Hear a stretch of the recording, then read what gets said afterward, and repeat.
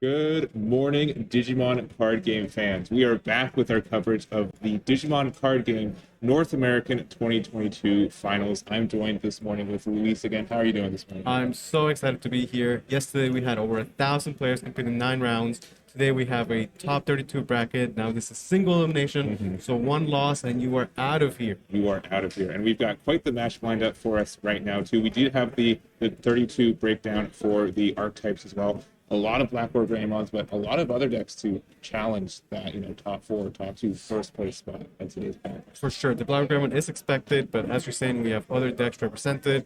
And on round one, we have a fantastic match for you guys. We're going to see the Old Force going up against the Dorbigmon, which, I mean, we cannot start the day any With better. that, we didn't see either of them yesterday. We got both of them sneaking on into there. So one's guaranteed top 16 at this event, which is pretty crazy.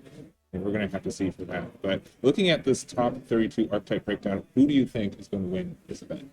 So I'm gonna switch up my answer. I'm not gonna pick based on the deck. I'm picking based on the player. The player, all and right. the player that I like the most to win this event is Jackson. He has shown time and time again that he is that top level competitor. He has won major events such as DigiFest, and it would not surprise me if he can pick up another win here at the North American Championship. For sure, for sure. And for people who missed the conclusion of yesterday, we did have the one undefeated. It was Jesus with Crossheart. So Crossheart doing quite well this weekend too, and that's definitely one of my picks for winning. If he's hasn't lose any games yesterday, tomorrow or today is a really good shot for him.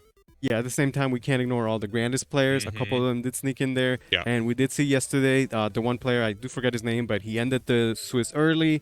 The grandest looked absolutely unstoppable. Yes. When it goes off, it just cannot be stopped. And Technically undefeated as well, since they had an 8-0-1 record. So pretty second place with that is incredible. And we do have some results from across the world where there are a lot of championships going on this weekend. So we'll try to sneak that in and see just the other, breakdowns for those regions. But I think we're about ready to go into our game again. This is top 32 for us. We do have, this is Bryce on the right here with Dorvik. Yeah, so Dorbic is a really cool card from EX3. Kind of slept on. It was one of those cards where it's like you see it, you're like, oh, I can build this really cool deck.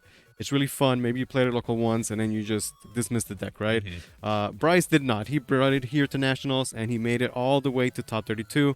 His opponent is going to be Cliff Walker playing the Old Force Digimon with all the new support from BT11. Yeah, and this is definitely an archetype like day before Nats. I'm like, okay, maybe it'll top, maybe one will sneak in, and that's exactly what happens. So we'll have to see who gets this W here, but should be quite the matchup.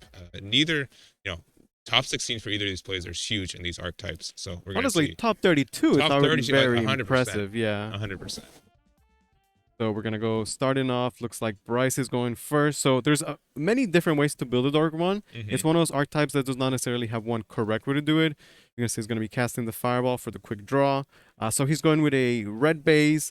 With his style of deck, he can actually Digivolve all the way up, which is pretty cool. He's able to Digicross, but without the save mechanic for the deck, you have to have the pieces in hand. So it's a huge commitment of resources, which is why he's playing card draw in Fireball and Arrow of Dragons. For sure. And we see Cliff on the other side not opening a rookie, but Davis was able to find one. You did have to bottom deck an all four, so hopefully you have another one in that hand. And we're going to see how that kind of pans out. And one good thing is that All Force does have ways to remove the big Dorbic as well, which means you lose all the advantage of cards underneath it. So Bryce is going to have to really capitalize on the turns he is able to play it and go off with it. Yeah, well, the good thing about the Dorbic is that he comes in with Rush. He can immediately delete a Digimon, potentially, at level 6. Yeah. And if you have the Magdramon, which he likely will, he's going to be swinging twice, maybe with Secure Attack Plus. Yeah. So... And if you're playing the Leomon version of this, you will have, a Digimon out without a source if you play it off the Tamer too. So yeah, well, it also works because so when you play the Dorbic, he's gonna delete the one stack, and if that's all they had, now you're free to restand. Correct. Imagine is one of those where it's like, as long as they have nothing with source. So if they have no Digimon, the effect does work. Correct. Yeah. So the edge case is that if it has something, if your opponent doesn't have any sources under. Yeah, exactly. And I really want to highlight the card draw from Bryce and his build with the Gilmon draw engine. But now that you're a full red deck, we're seeing popping off, and he has so much card draw, memory boost. He's really finding his pieces, right? This is the third Fireball. Exactly, right? Yeah. And it's a very combo-centric deck. Once you see the Dorbic is going to be very, very explosive. For sure. That said, though, it is quite a bit of setup, and Cliff is getting a lot of time to find his own pieces with the double Davis, finally promoting the Bmon gonna be swinging and drawing off the Wanyamon. Yeah, and it's a 2K to 2K, so it does get deleted here, starting over from a new stack and playing. Oh, okay. I'm guessing just not finding that level Yeah. 4. And even after Double Davis, Mhm. that's a bit rough. Yeah. Now, Bryce did not have a memory tamer, but he did establish his memory boost. He's just getting the chip damage. Again, picking up those pieces. You could look at how many cards he has in hand, right? Yeah, Like that no. might be probably 15 cards in hand. So yes, the Dorbic is a huge commitment, but hey, if you have over 10 cards in hand, it's probably good enough. And we're going There for it. is. And you're a little sad that this man does not have the alt art Dorbic one. Come on, dude. Please, someone get this man the alt art. Yeah, gonna be- after if he's top 16, you just run into the Please, booth yeah. outside, like I'll See, play we get anything. the altar. Okay, so he's going to be Digicrossing. So you see he has the Greymon with the +1 check. I believe the blue source there is the Imagine for the restand. So he's going to be able to pop the Digimon, which is Yeah. kind of nice. So I believe it's 3k and then +2 for every source. If you have L5, it's 13k. Mhm. Enough to do just about anything. Yeah, yeah. That that's- guy, he get him out of there. And And he's then- got delicate plans. So this is probably how he's beating all the security controls and all that stuff. and Now, it's 2 checks for 2 swings, right? So yeah, but he's you- going to get to restand. yes. So the one case here is that unlike the Metal Greymon we saw yesterday, Oh my gosh, Oh, he's playing that card. He got no. hit immediately. wow. So he had protection against everything, just not enough DP there. No, that's crazy because Dorbic normally that's not an issue. Oh, of course. Yeah, that is kind of a yikes there. And you see, that's why he's also playing stuff like the Tyrannomon to get +2k DP, right? Mhm. But the 15k Mercy mode is too much. Yeah. One thing that I wanted to bring up quickly is that unlike the Metal Greymon who gives Rush for the turn, Dorbricmon is the Digimon that has Rush. Yeah. So after you've done your damage, you can't simply Blitz Omni for game because the Mhm. Blitz Omni does not have Rush. Correct. So finding the extra swing after it's a bit more difficult. Yeah, and we see Cliff assumedly finally seeing that level 4, and now he has a chance to go off as well. And that's the 4th fireball. He has drawn all of them. He's Yeah, done- honestly, Cliff living on a prayer here. That was about to be like Yeah. for sure. That was Mhm. it, right? Now he's found a second chance. Bryce doing his best to set up, but it's go time, right? Yeah. Cliff spent the entire game searching for pieces, not having the correct line, but now he has the full stack, 3 memory to work with. Surely this is the old force power play. Mhm. And so if you don't, Bryce again has Dorbic in hand. We see it. We have Ty in on play too. So that Dorbic will do 2 swings. I doubt he's running 2 merciful modes, and then Probably Gilles not. can swing for game. So we'll have to really see if Cliff can go off here.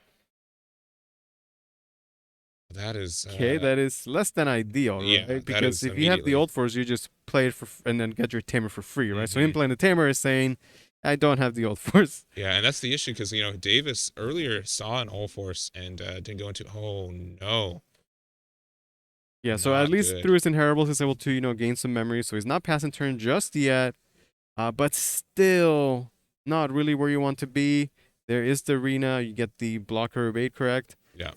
Which, is kind of nice, but I don't that's think his it's whole gonna be enough. stack. Yeah. That's not the old force. And we might just see another Dorbic. So you could go with Dorbic. He might evade the on-play effect, but then Dorbic could just swing over it. Which seems pretty good. There's the Dorbic, like I said, so he can evade, but then he could just swing at it. Yeah. Like, I guess at that point he's not pushing damage, but at this point it just might be a matter of control. Mm-hmm. No, I think you got 2 checks with Tie Tamer as well. Veteran and go one for game. Yeah, go. Yeah, for game. good Yeah, enough. Arena. Nothing in security to be scared of.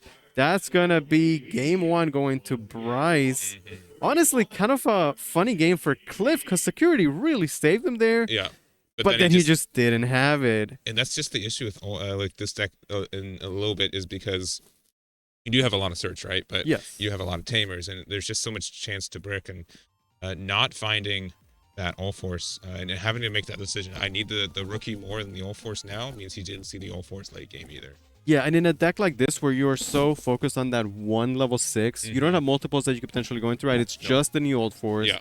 So once you're bottom decking that, now the chance that you're going to see another one is less and less. Yeah. And he just didn't see it. Security was good for him, but aside from that, honestly, we didn't see anything. No. That no. was the Dorbic show for sure. Bryce showing the draw engine of his deck, seeing so many cards, Yeah. 4 fireballs that Gilmon's drawing. That man saw half his deck. He really did. I think more than half his deck, honestly. Like, just saw all of it. And again, you got a lot of cycle with all force, but just not the ones you need.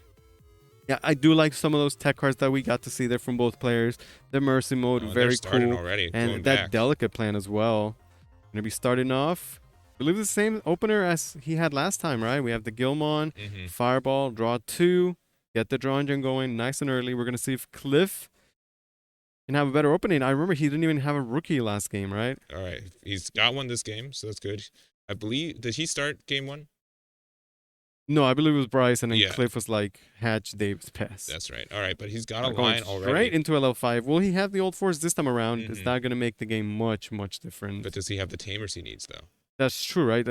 You need all these pieces. Mm-hmm. So Gilmon swings, draw 2, actually Yeah, survives. because that's a 1K Vdramon. Or And Vmon. gonna just set up the tie.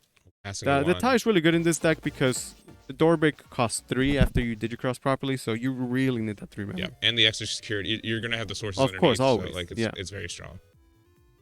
Alright, Cliff. No, once again, he doesn't have it. See, this is scary because once again, oh, well, he does get the memory back.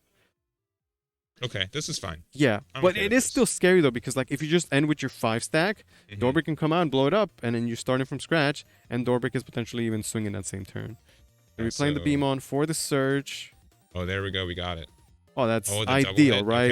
okay. Does not get any better than that. Mm-mm. So this time around, it might be too early for Bryce to just go immediately into the Dorbic. Yeah.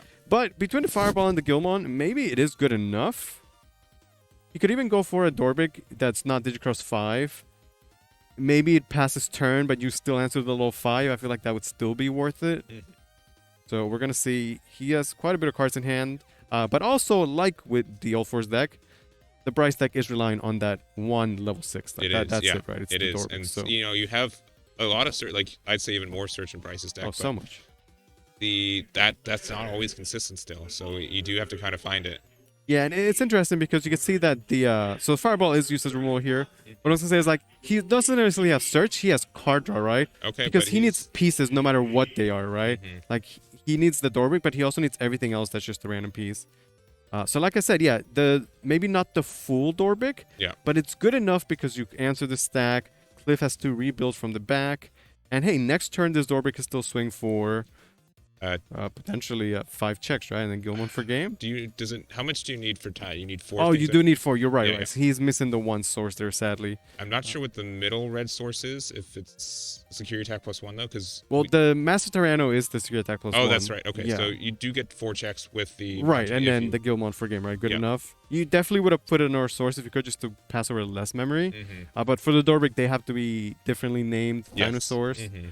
So you cannot just reuse the same one twice.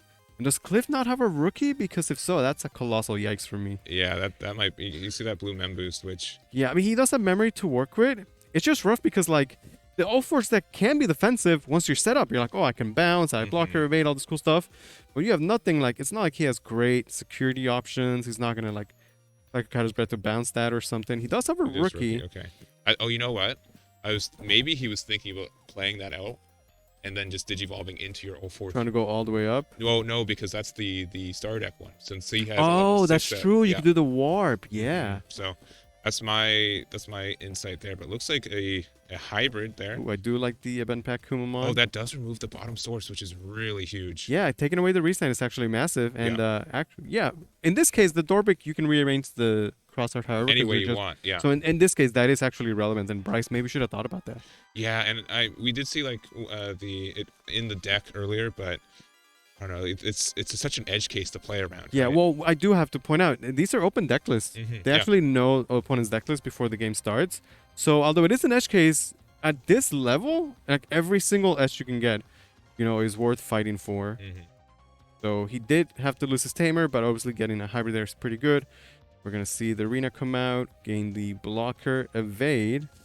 Funny enough, this is a situation where once again, Bryce could just play Dorbic, force the evade, swing over it. But he Only does 4 cards in need... hand, though, so- Yeah, it's not going to happen, right? Like Yeah. if the last Dorbic didn't have the 5, there's no way one this turn could. Mhm. Do you like swing with the Gilmon, try and bait out a block? I don't think Cliff would block that. There's No. no way. It's into an mem boost. And Good. drawing 2, maybe he can Dorbic now? Yeah. Once again, even if he has to pass over, well, I guess because it has a bait, it's not as good this time, though. But then you'd have to swing into with Dorbic, which I mean, it's still ways to get rid of it. But Yeah, well, if he can maintain turn, right? Yeah. All right, so we're going to be swinging. Oh, Yeah, I mean, those are good security checks, right? He Yeah. got quite a bit from that. Memory boost and a tamer. Can't ask for much more, I think. And that's the big thing about a deck like All Force is that you give them so much advantage by hitting into their security without it Yeah. being Oh, Gilmon X. Some technology there. Just, again, extra card draw. Good enough, right? It does have an effect to pop, I believe, like a 2 or 3k or something. Fireball. Mem boost. We'll see if we see a Dorbic. Yeah, you could try the memory choke. It's just a bit rough against Oh no, the sorry. memory That's Fireball. My memory bad. boost. I will say though, it still feels like we haven't seen Cliff really do anything. We have not seen the offers come out. There are dragons, which in this case is a more expensive fireball, but it's still fine. Yeah. Now he has so many cards in hand. Surely next turn he's got a Dorbic. Here's the only issue is that All Force removal is returning it to hand. Yeah, which is good for removing that's actually sources, but it it's just bad means for the Dorbic, right? bad for playing another Dorbic out. Yeah. Yeah, that's true. The Dorbic is, I believe, base 13k. Or it might be 12, I'm not sure. So, might be possible to eventually swing over it. Looking top 3 for Tamer. I whiff with that so often. Yeah. So I'm like it's good to get it suspended for free, but like Okay, well, he's picking up some card draw. oh, you got a better Tamer from that. You should have started. That's one of those like sequences where it's like there's no correct or incorrect, No, right? It no. just so happens that Until after the fact, you're like, why did I yeah, do that? there's no way to know there what is the correct order. Okay, we're finally gonna see the old Force after all this time. Yeah. So he gets the one Digimon playing that free tamer. Gonna be the Rena. Rena gets the effect. Blocker evade. It's the unsuspend. Because you played a Tamer. It's the bounce. Yeah. That's what It's we're finally really seeing. it's like they're like, man, we want to give all these cards these effects to All Force, but the card's not big enough. So let's split it between the Rena and it because there's just so much effect. True, between the yeah. two. They're so like synergistic. Like they're really obviously meant to go Yeah, together, right? 100%. But it feels bad in the case where you have one and not the other. Yeah. Like as we saw last game, the Rena with the level 5, which is not nearly as good. Yeah, so he did return the Orbic back to hand. And so the Renas activate when you unsuspend a blue Digimon. You get Yeah. your two memory back, so one each. It's pretty good, right? Yeah. Get some extra memory to work with. The memory boost definitely went a long way there, though. Big hidden security. And the only thing I'd want is that I would have liked to see the jamming arrow V because that does give secure attack +1. Yeah, that's Which true. would make it a lot easier to. Potentially close the game out later. Oh, but he's attacking Just into. going for full board control at this point. Oh, then I would have liked him to see him hit into the Dorbic then because that's again you get to play that next turn. Yeah, playing the Tamer gets the restand.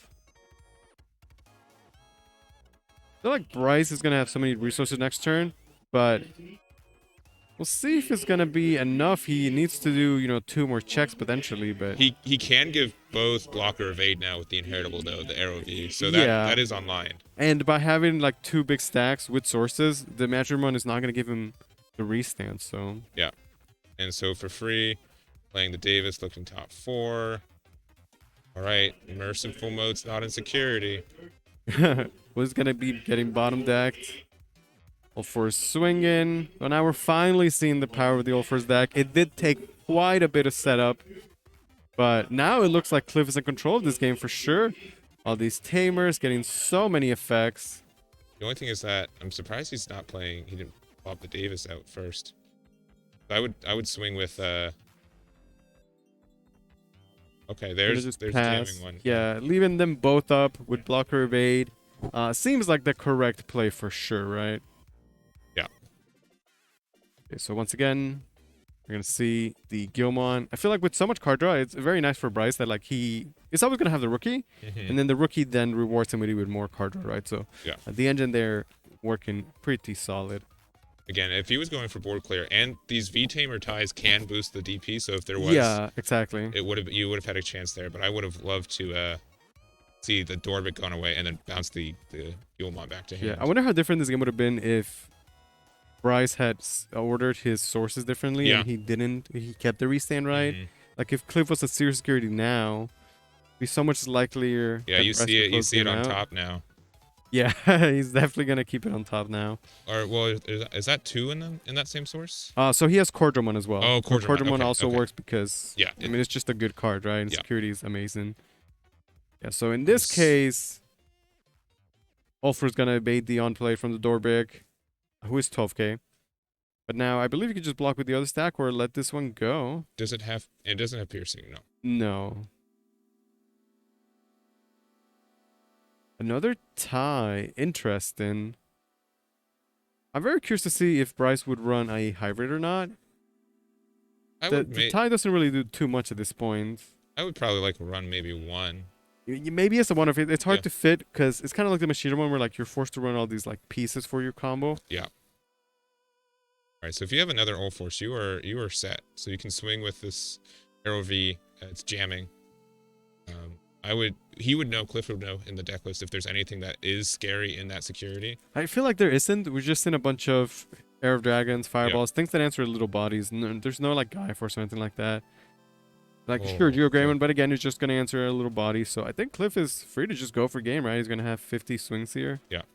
And again, like you can use the effects of the V-Tamer ties to make it large enough if there's a Digimon you're afraid of. Yeah. Use the arena, you get like 4 memory back. Yes, quite a bit. Bounce the Dorbeck, which at this point is fine. We could assume that Bryce is going to have another one anyway. Some memory gain. Yep, so 1 off the Inheritable, 3 off the arenas. Pretty good. And the only thing actually is that you have to make sure you have enough Tamers to actually play to make sure you can get the restands. Right. But we also know that he plays a lot of hybrids, right? Yes, that's true. But I would assume at least a couple. 3. I think we've seen 3 already. So that is true as well. Not boosting with the V-Tamer. Boosting. Yeah, so it's just 12, right? There is a chance that he just runs into another Dorbeck. Let's see. Okay, Vmon, which could find you another Tamer if you really need it. 2 checks. Yeah, I feel like it's too much, though. Cliff has way too much setup. Memory boost. The Jazzardmon and Use swings. The effect, play Tamer, get the back. The restand, yeah. That's going to be... It's a Okay, 12k, but he could just evade it and then restand. But he needs again, another right? Tamer to play, which he does. He does okay, have cool. it. And that's going to be Cliff Walker tying up the set 1-1. I feel like Bryce is really going to be thinking about the restand. But honestly, even if Cliff had no security, I don't know how Bryce could have gotten that extra last hit anyway. Yeah. So and maybe those are it all doesn't security actually type matter. +2. So like, Yeah, for sure. if you had like 4 or 5 security, probably still had enough. So Yeah, I feel like that was definitely a result of Cliff getting those good hits in security, right? He had, like when he was starting out, because we saw in game 1, like his deck can be slow and he needs those pieces. And then in game 2, he was gifted the Tamer memory boost, right? And like that turn was like, oh, now I have the memory boost. He has enough to go into the old force, set everything up. Then after that, it was smooth sailing. Yeah, and you can also see how Bryce's deck is very, very cool. But again, it's very one-dimensional, right? It's like, okay, you can slam a Dorbeck, and it's amazing when it fully clears the board. It pushes a lot of damage. But then you get into these situations where the Dorbeck is not able to clear the board, and then there's just really not much else you can do, right? Because his deck is Dorbeck and card draw. That is the deck, right? Yeah, but at the same time, like there's just games where Bryce can be on turn 2, like, I have enough damage to just win right here. Oh, like, for sure. I mean, game 1 was like a clean stomp. So. Yeah, and it would have been even cleaner if Merciful wasn't in there. That's right? Like, true, yeah. He got like he got the a bit worst unlucky security there. luck for this specific deck, and he still was able to clean out. Yeah, we could say that both games Bryce has been a bit unlucky against the security. We'll see how game 3 goes. I think that based on that, we could say that Bryce wants to win this quickly, right? Like, get the Dorbeck, swing, end the game. If you let Cliff find the time to set up those Tamers, you see just how explosive the Ultros can be once it's fully set up. For sure. This is really exciting. 2 very cool decks. I'm glad we got to see this in day 2. Top 32 at the North American Finals. Yeah, and obviously we want both in the top 16, right? Like, it'd be really cool, but we'll see from there. And we did just get confirmation that Jesus is in the top 16. Their undefeated cross-art player from yesterday is still undefeated today. Confirmation meaning he walked by and he gave me a thumbs up. Yeah. We take that as he won. Security wasn't escorting him, escorting him out of the true. premise, so Yes, probably fair. fine. Yeah. Okay, so like I said, his deck is Dorbeck and card draw, and hey, card draw, that is card draw. Yeah. It is 6 memory, though, which is quite a bit. Yeah. And you do have some good memory choking scenarios with playing a rookie out and then like a Davis, and that's 7, pushing him down to 1. But for sure, yeah. And obviously, you can also digicross from things on the board as You well, can, right? So yeah. you can like play the Quadramon, draw 2, and then you still use it as a source, for example. we're gonna finding see- a double hit, which is good. Yeah, what you expect from Cliff, right? Early game, we're going to be setting up, getting those searches going. Maybe he can just set up into a 5 in the back. He did have a ton of memory to work with. It looks That like he is going to is. be the play, honestly. That's a very quick start from Cliff. The question is, okay, after this, do you have the appropriate follow-up? Now, we shall see about that. Surely we expect the Gilmon to be swinging. He's going to go into Gilmon next. I liked it. Again, just re-clear. Why not? Extra card draw on top of that. Swinging with the Cordamon first. I am a bit scared when he's swinging into potentially Tamers. or memory, but you also cannot be scared. A Fireball first in case the Gilmon would have been lost to security. Really wants to ensure that he has the pieces. You can see he already has, again, quite a bit of cards in hand. Cordamon Fireball. Gilmon about to draw another 2. Well, actually, no, because he went into the X, but it's still good enough, right? You get 1 draw from the Digimon. And getting another draw there. Okay, so far, so good against security. So Yeah. And drawing 2 more, putting the 3. I wonder how would have passed the turn if the Gilmon had been lost, Mm-hmm. because then he wouldn't have had a red source. But also, I mean, I guess you're gonna give Cliff the 3 memory no matter what. And we're gonna see. Is it Old Force time? If they have it, right? Like it's Yeah, always it's the game. still right? early in the game, and when he played the Beamon, he did not pick one up. I believe we can see the Rena Kumamon. I don't know think if it he has an is. Old Force. Yeah, there's definitely Arena in hand. I don't know if the Old Force is in. We're still in a situation where Cliff could potentially just try and like memory choke. Do need 3 memory for the Dorwick to be able to swing after. Yeah. Get the blocker evade and the memory, which is kind of nice. He can at least swing, get some of these bodies off the board. Don't want to be taking a lot of chip damage. Some card draw from the Wanyumon. Okay, and now how does he want to end the turn? Boom and boost. Yeah. Okay, see, this is rough because although he has blocker evade, he passes suspended, right? So now, once again, we have a situation where Bryce can play the Dorbick, pass turn, but still clear.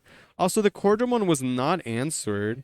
So Bryce can be in a situation where Cliff has 3 security, right? Yeah. Let's say we play Dorbick for 3, put him to 1, and now you have Dorbick potentially checking 2 or 3, Cordamon and a rookie in the back, and that's probably just game. It is, yeah. So I would probably just use it with Cordramon, see what happens, and then if you're able to get the deletion on the arrow, then you are. I feel like you go for it, and like it is early, but Bryce has seen so many cards. Like I would be disappointed if he did not have the Dorbick by then. The Cordamon survived. He can use it to Cross if he wanted to. Although I'd rather just keep an extra body at this point. There's the Dorbick coming out. I want to see 5 sources. Yeah.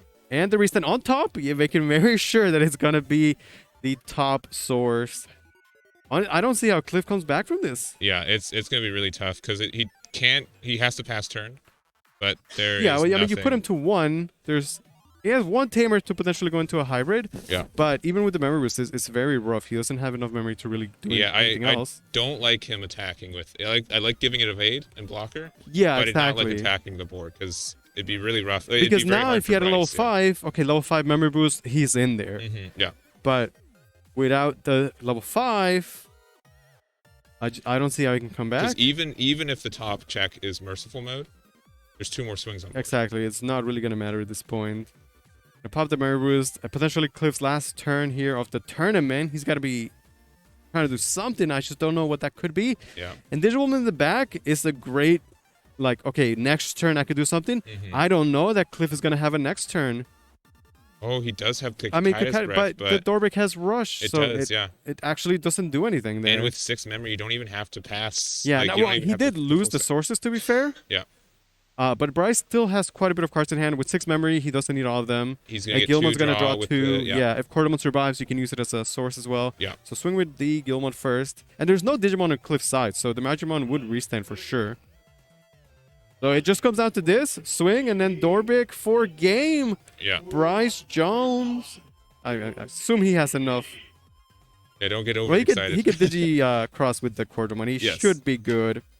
See, 2, 3, 4. That's gonna be game for Bryce Jones with the Dorbickmon advancing to top 16 in the 2022 North American Finals. Oh man, it looked like that Cordramon had to survive though the win though. It looked like he didn't have anything else because he passed with exactly 1 memory left. So very, very close, and just big congrats to Bryce for taking it with that Dorbickmon. Yeah, that was a really interesting game 3. He started with the Cordramon, getting the card draw he needed. He gave so much memory to Cliff to work with. And, the level 5 came out, but instantly got clapped, and that was it. There was nothing. The Yeah. games where we saw Ult Force, Cliff took it. The other games, there was no Ult Force, and, the door break was too aggressive there. Yeah, Very so, well played. Yeah, either just letting that arrow Vidramon with evade staying, unsuspended, or maybe if he just top decked it off the level up the chain, like Gaia's Breath giving less, but very, very close. Yeah, that was a great match. I'm sure we're going to have many more exciting sets today. We might for have a sure. lot more Blackrock Greymon, but at least we know that Crossheart has a bans, Yes. and we know that Dorbeckmon is still in there as well. For sure. So we're going to take a tiny break. We're going to try to get him over here. Quick interview. I know you'd probably want to pick his brain on some of that. So It could be fun, yeah? yeah, definitely. All right, we're gonna take a quick break and be right back with that interview. Welcome back to the 2022 North American Championship Finals. I'm joined by Benjamin Wong, Mr. Digipanda. How are you doing today? I'm doing well. How about you, Luis? After that round 1, I'm feeling amazed, and we're going to have such great Digimon action today. For the next round, we have a pretty spicy game. Now, we are getting into that grandest Blackrock Greymon territory. However, these decks are pretty cool. You want to tell me about them? So the biggest one here is Grandis. We know Grandis has a really good matchup against Blackrock Greymon X. Now, the thing is, Grandis also can have a little bit of spice and tools added to it that make it even better. We know that the blue package, in particular, can be very powerful. You can utilize Davis Motomiyas as basically memory boost and memory boost in ways that, you stabilize it through memory. And you also find a green Digimon at the beginning of when you play it. So it's pretty much value right there. But then that also stabilizes your blue source to play any blue option cards that need that blue source. Megadeth and even more. I'm not going to give too much away too much yet because I want to see it in action first. Yeah, on the other side, we have Andres Perdomo from Florida. He's playing the Blackrock Greymon, and he's playing the Omnimon X. This man also has misspelled Omnimon again.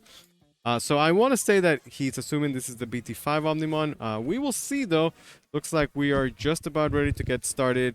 This is top 16 of the North American Championship Finals for 2022. It's going to be a good one. I'm guessing a lot of Blackrock Greymon X players are seeing those matches where they do need that Omnimon X from BT5, that attack negation. I know that I think Andre was actually playing against a Jesmon match earlier, if not a different matchup, but that was one of the deterrents for that Jesmon to swing into you. At the same time, we also saw people play like Blitz Omni, Yeah. and the new Omni X. So Yeah. it's definitely not like you always go for that Omnimon, right? It's definitely a player preference.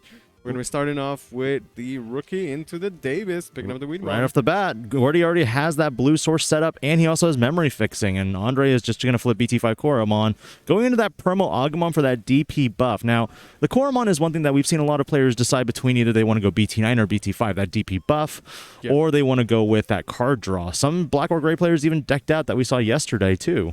Oh, for sure, yeah. The card draw is good. I've heard arguments either way. One of them is like, well, hey, I'm only going to be attacking when I have my full stack, and at that point, I don't need the card draw. At the same time, when you don't have everything you need, and you're going to be swinging or pushing out, that extra draw can make a massive difference. We're going to be starting off with double search for Undress here, with the memory boost and the Agumon. It's not the most efficient way to pass over the memory. Getting a big whiff there in the Agumon, yeah. Like, with 4 memory, ideally it would be like Cool Boy, Champion for 2, 3-drop, right? Yes. But obviously, he does not have the Dream start.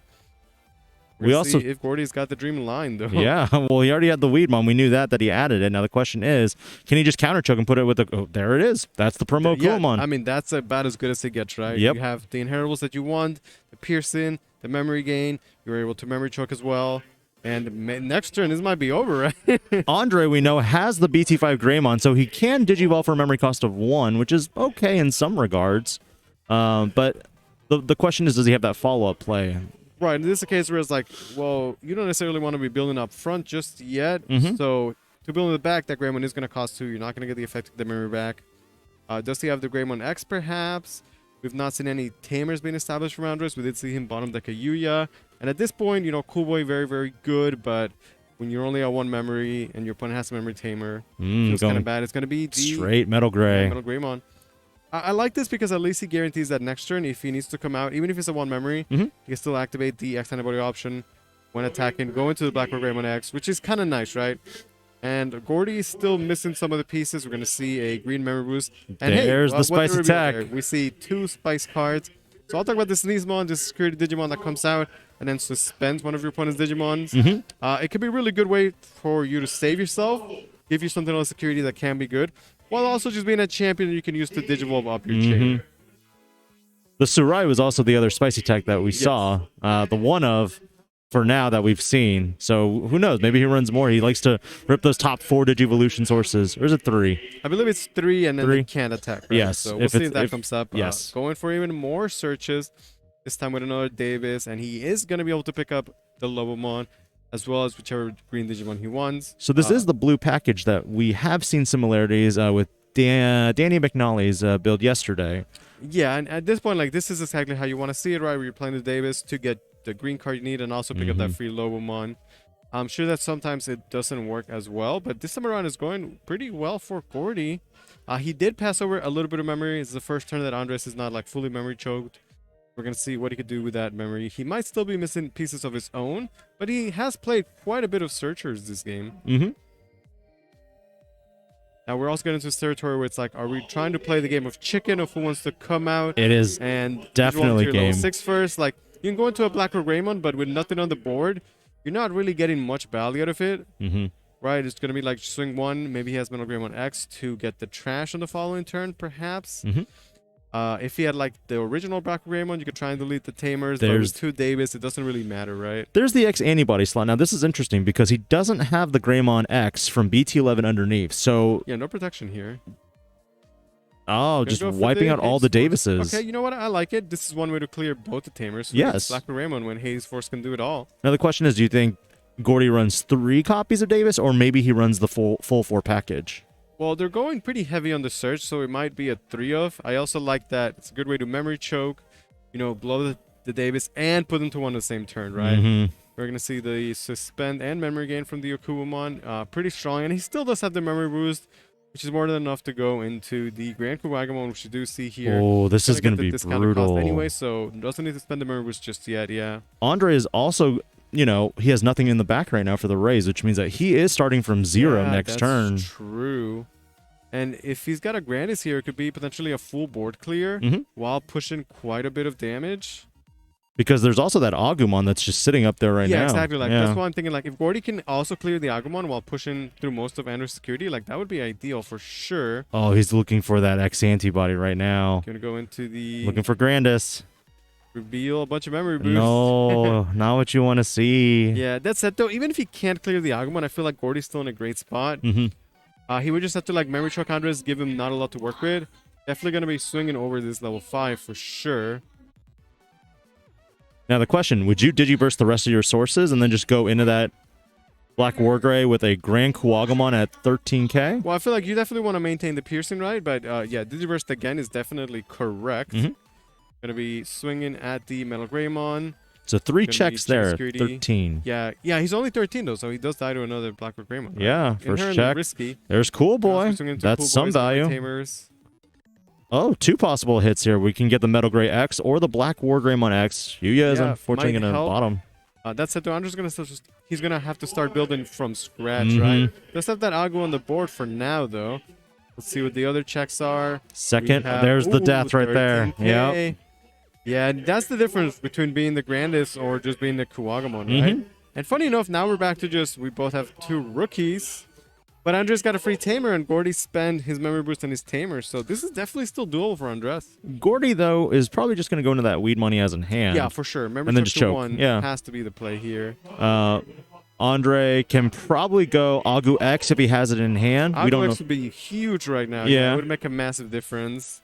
I think he has the rookie. I just don't know which one he has. Yeah, I'd also like to see him set up for a Greymon X on the following turn. I feel like that's like the strongest play that he could be building to right now. He does have the Agu X. You love to see it. The extra draw, the extra memory. Oh, he's going to see so many cards, right? You draw 1 for the Evolution. Let's see what we get.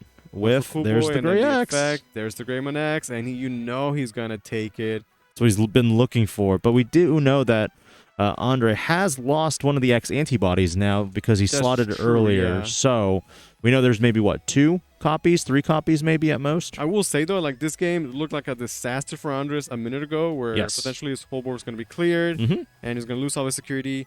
But the fact that the Grand Kuwagamon died in security and he got a free Cool Boy on top of that completely changes everything. He's going to go into the Greymon right away because if he can answer the weird one, he would be in a great spot.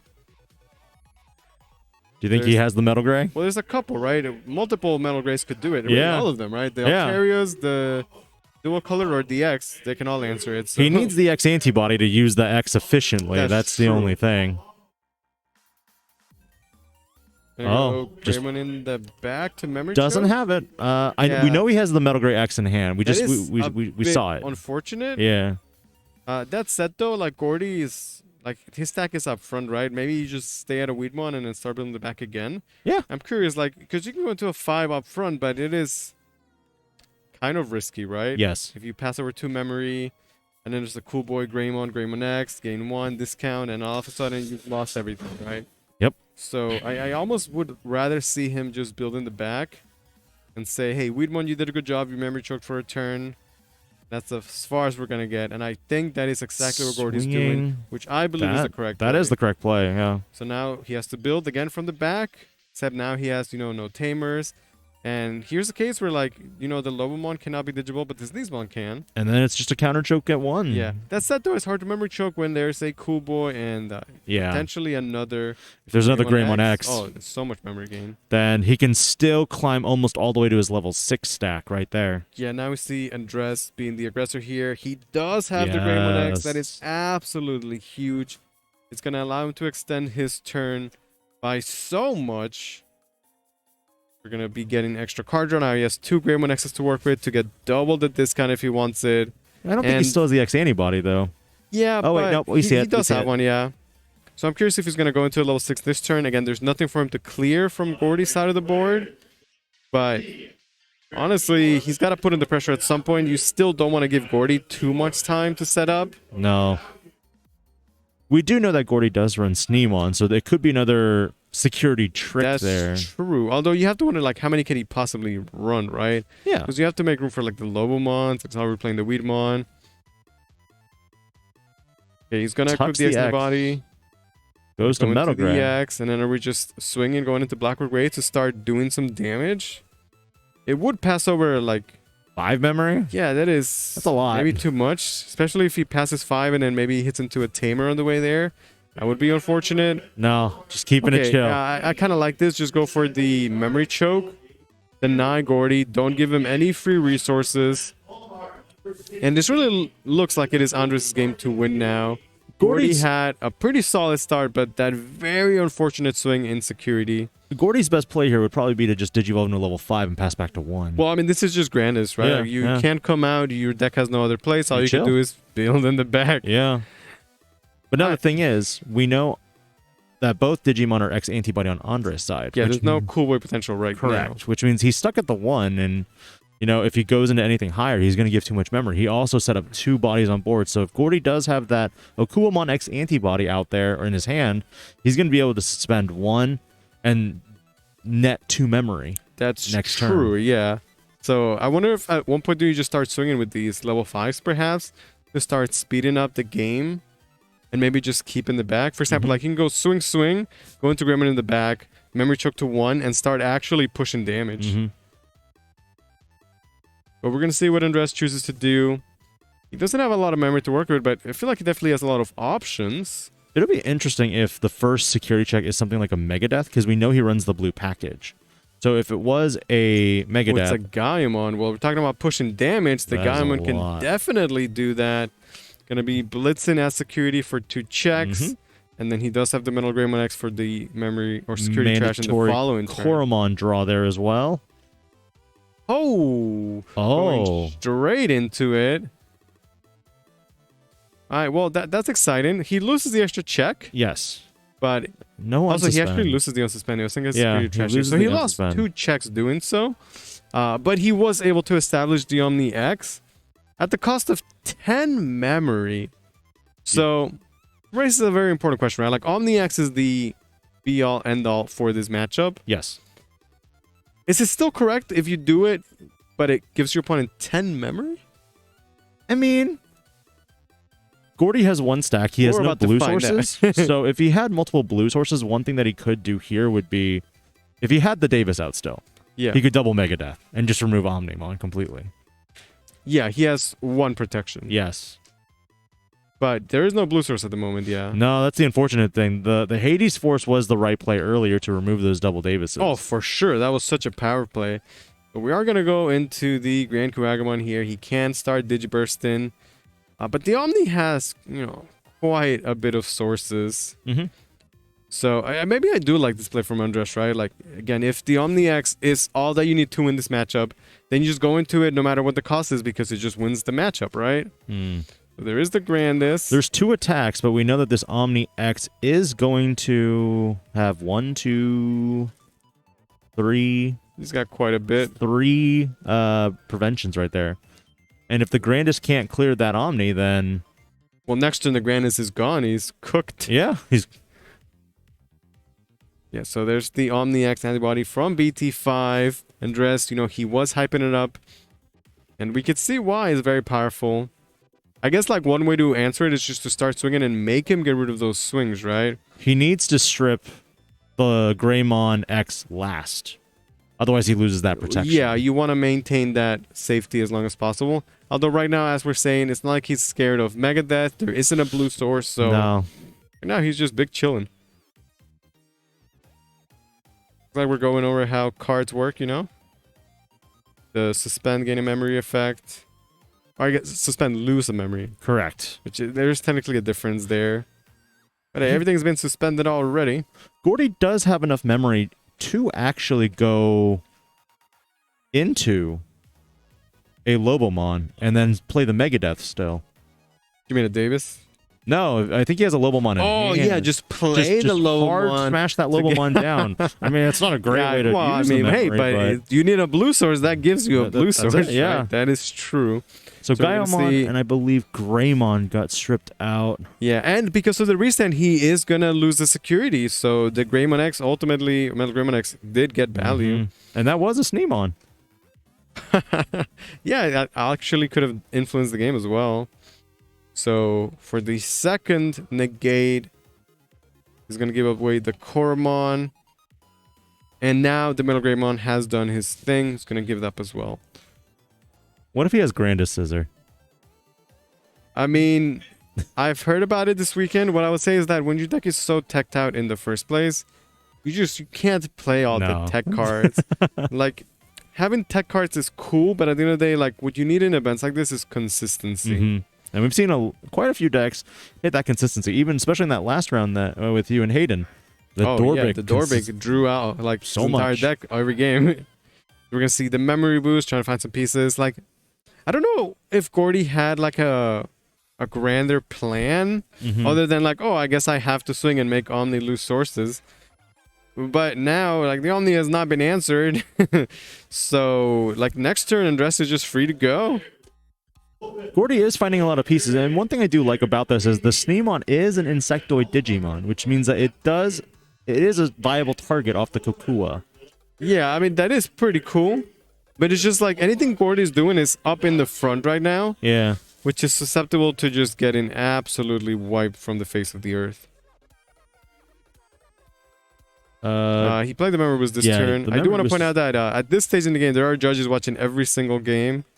So we will hopefully not have any mistakes or anything like that. We'll just go into a Terrier. Terriermon pretty cool. Does not stop the cool boy. And at this point, I'd love to see Omni X just swing, clear all these little guys. Like, the Black Greymon is so good at clearing the little bodies, right? All the Metal Yes. Greymons we talked about, they always clear everything. Omni X, when attacking, is going to be able to destroy anything he wants. Yep. It's not like Blackboard Greymon X where it has to be the lowest. No, level. you just pick whatever, Yep. right? As long as Pick it's whatever. sustained DP or lower, which is everything in the game, basically. So, yeah, Andres, at this point, is in complete control. Gordy had 10 memory to work with that turn. And don't get me wrong, like, you could see why the Omni X is so hard for them to answer it. Can you imagine if... Also, I want to point out, you can see Andres is shaking so much. He's actually so nervous. Look at his hand. He's Yeah, actually so yeah. nervous. And I don't mean that as like a bad thing. It's just like there's so much pressure that these players are facing that it is tough to stay at your best and not crack under pressure. Okay, so 2 Digimon wiped, and now we just need anything to clear the rookie. Can we swing in into a Terriermon. Terrier? Nothing too much trouble there. Greymon for 1. Do we have the Greymon X? Probably. Even if he didn't have it, just like an Alterius would be enough to clear. Oh, but he's got the Greymon X. I feel like that has to be the game. I do not see how Gordy can come back from this. He is very, Memory gain. very jittery. Digivolution right discount on the next one. Any 5 will probably clear that level 3. And then Andres is free to swing for game next turn. Oh, is he And you going can see to... his hand is so Interesting. shaky. Interesting. Okay, when attacking, Go into the Metal Digivolve Gray it X. into... There's so much pressure, but like this is top 16 at Nationals, Mm-hmm. and he's looking really good right now. He's about to earn a spot in top 8. This is just game 1, mind you, but it's looking good for him. So he swung with the Greymon X. Yeah, thinking about what he wants to Digivolve into. Gonna Well, draw from the Coromon. Well, he has to go into the... Oh, hey, look, Metal he's Gray not even X. Digivolving. Yeah. Okay. Maybe he was hoping to top deck something of the Coromon then. There's the Metal Gray. Greymon. Yep. Clears. This is game. Now Gordy has nothing. No Only amount one of security, blue cards are gonna nothing. save him here. I will say though, this all goes back down to Gordy had an amazing start, Mm-hmm. only to lose his level 6 for free to security. I feel like the loss of Davis was also another thing, too. Oh, that 'cause Hades Force yes, was huge. Hades It Force was definitely a absolutely huge play. massive. All he could really do is try and set up, but he knows it's Scoop. not enough. Oh, there's the Davis and Davis. security. And There's the that's going to Davis. be game 1 going to Andres Perdomo with the BT5 Omni X.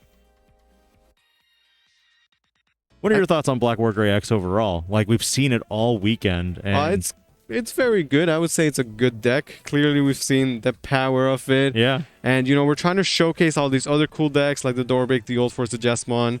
But at the end of the day, Black or Gray is the most predominant deck Yes. of the meta, and not surprisingly, has the highest representation in the top 32. 14 coming into day 2 Yes. of that specific deck. I think we saw on the list that there were quite a few mirrors, which, of course, it's still going to be Black War Greymon X in the end. Yeah, and I mean, a lot of these Black Rooms are playing against the other players, but they Mhm. might also be eliminated in those other decks. Like, we did have a couple Security Control.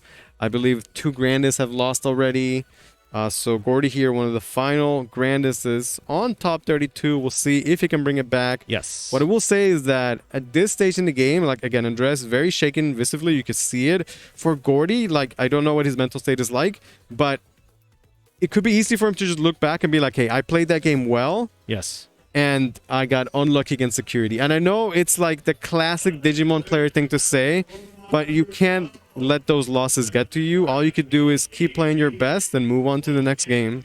The other question becomes, for Andre's deck, how many Omnimon X's would you run? 1, 2? It's gotta be 1. It's already, I would say, it's pretty brick, because like it is good in that situation, and like that's where it's good, right? Mhm. In every other thing, like you don't need a level 6. You're level 7. Your level 6 is so strong that it just wins the game by itself. Correct. And again, you want to be as consistent as possible into doing that.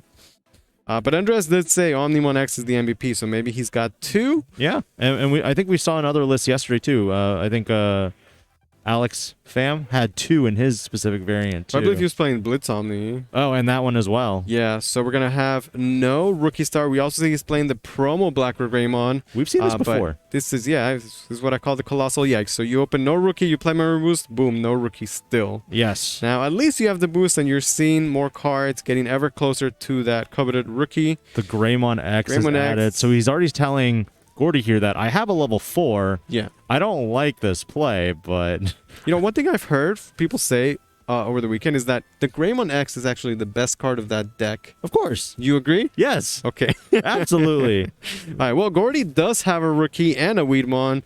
He's so gonna he's free to go capitalize here. up the chain. And then he goes Okua okay. Not quite, right? So The both red players memory missing boost. pieces, which is fine, right? Like if your opponent's searching, you're searching, it's okay. Sometimes it's like your opponent has to search and you have the line, like the game can be over in a heartbeat. He's now blocked on even using that memory boost. Oh, with the for sure, yeah. Terramon, Like so that's we a good talked thing. about how Terramon does not stop the Cool Boy and all that stuff, but it is good against the classic memory boost. Speaking of which, Oh man, this is rough because Cool Boy can bottom deck regular rookies. yes, there's one of Oh, them. that, There's that one. hurts. But he got next to anybody. I mean, he did, but it's like he didn't have a rookie, and he bottom decked his next card that would have been a rookie. I respect why you do that. Because Yes. there's a chance to pick up the Agu X, and he might not have anything else to do, right? Like hard Yeah. dropping at level 4 is honestly not really a viable option at this stage of the game, at this level of competition. But at this point, he's very behind on building in the race Oh, here. for sure.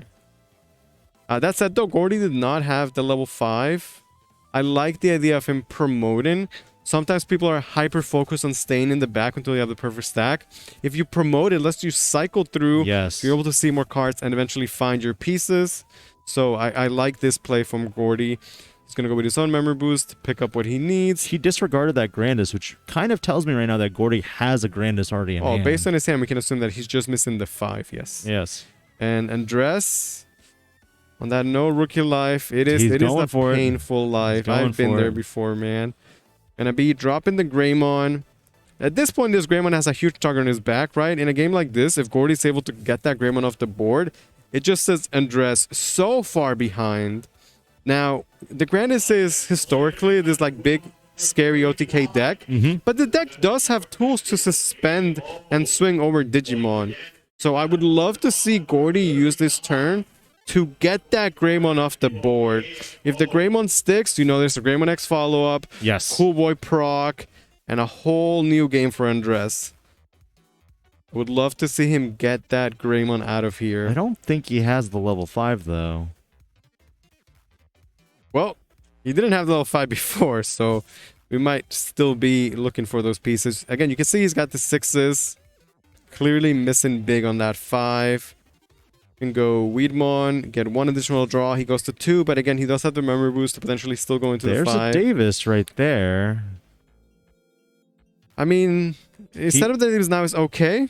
He needs to put him to 1. Okay, put him to 1. But put him to 1 against Greymon X with Cool Boy Yeah. is like having 50 memory. You know? There's the level 5. Yeah, we're finally going to see him pick up the level 5. Oh, he picked the- no. Oh, okay, so I think he already has the level 5, and he just wanted that Grandis for that. Okay, but OTK all things potential. considered, Andres is finally going to get to play the game. He's going to draw 1. And Is it between a the Cool rookie? Boy and the Greymon X, I'd like to say that he will probably find a rookie and have multiple plays. So he's very easily back in this after a horrendous start, I might add. Yeah. There's the Greymon X, get the card draw, proc the Cool Boy. Tell me you have drawn a rookie by now. Metal Gray? Surely he's got a host of Metal Grays, right? There's the rookie, Agumon Agumon X. The question is, I guess, which of the many, many Metal Greymons are we going into? That means that there's only 3 Aggo X's, maybe one's in security, but this could also be telling us that Andre's security is literally just rookies. Oh, sometimes, yeah, that's exactly what happens, right? Yeah. It's like you double down into the bad luck where it's like, oh, I didn't have a rookie. Where are they? Boom, security. Yeah. But we shall see. Yes. Andrew's security was pretty good in the last game. There's the Metal Greymon X from Yep. BT8. Gonna get the D Digivolve and the pop. At this point, you can pop the Terriermon. And then use your So boost. you now have exactly access to your boost. You can equip the X antibody, swing, going into Black Greymon, fully clearing the board and establishing dominance and board control. After a very rough start, Andres finally finding some good plays. I don't know if I'd want to Digivolve necessarily and go for the big swings here because of the fact that. So that Okay, taking it slow. that Just could going into the Metal is X. deleted. The other body off the board. Maybe now he's going to start building the back. Gordy's going to have 4 extra memory to work with if he decides to pop the memory boost. There's no memory blockers in red and black that Yeah. are utilized in a Greymon deck specifically. You could say Chumon, but It is going to be the Gaiomon, so he's again passing over quite a bit of memory. This is a lot of damage. Oh, he's doing it once again. there it Oh, we is. love to see it. It's the same play we saw last turn. Again, look at his hand, so shaky. I have to bring it up. But mad respect to Andres, and I hope he can keep it together because he's doing really good job right now. Sneemon popped out. It doesn't honestly change too much. It is a free body, and that is the biggest upside, right? The big thing here is, what if Gordy happens to have 2 sets of level 5s and 6s to go into? Yeah, I mean, an extra stack that you can build up on that can swing that turn That's could 4. be absolutely That's huge 4 there. attacks. That said, though, last time Gordy had 10 memory to work with, he could not answer the Omni X. We're going to see if this time it could be any different. Is he going to stay in the back? I feel like that's a massive decision right now. If We you have 10 memory to work with and 2 memories, that's 14 memory of We plays know you could do. he has a Davis Yeah. as well. So he could set up the blue source and also go simply Megadeth. Oh, because this one does well. No, it does have the protection. Yeah, But the thing is, you have only two means of protection here. Yeah, one thing that is different is that because this was built off of a janky stack with no rookies, no baby, he does have significantly less sources. Last time around, I believe he got him down to like almost losing all sources, so maybe this time around he can go for the full. He won't be able to because it'll strip Gaio, Metal Grays, and then he'll still have one of the Greymon X's. Yeah, but he still has the second stack, right? Like, yeah. Like with the double memory boost, if he could just build, like you're saying, 2 level 6s, maybe that would be enough. I will say, like, from such a horrendous start, Andres has really turned this game around. And it looks like he's committed to how he wants to play his matchup, as we see the same play both games, which is, hey, I go into Omni X no matter what, no matter the cost, even if it costs me 10 memory. You're going to see the Digiburst start. He has even more memory, Weedmon. So actually, my bad, 15 memory to work with this turn. There's an analog boy. Very interesting card. It's just, I guess, another search piece. Well, the Okuamon is what he needs, because remember, he's trying to maybe build a second Grandis stack. Oh, for sure. Too. Yeah. Like, you don't necessarily want your Grandis stack to be dealt with, but I guess if it does, it lets you hatch and start building immediately for the following turn. I could see why it's good. I gotta say, the Alt Art Analog Boy, definitely one of the best arts in the entire game. Huge shout outs to Digimon World 1.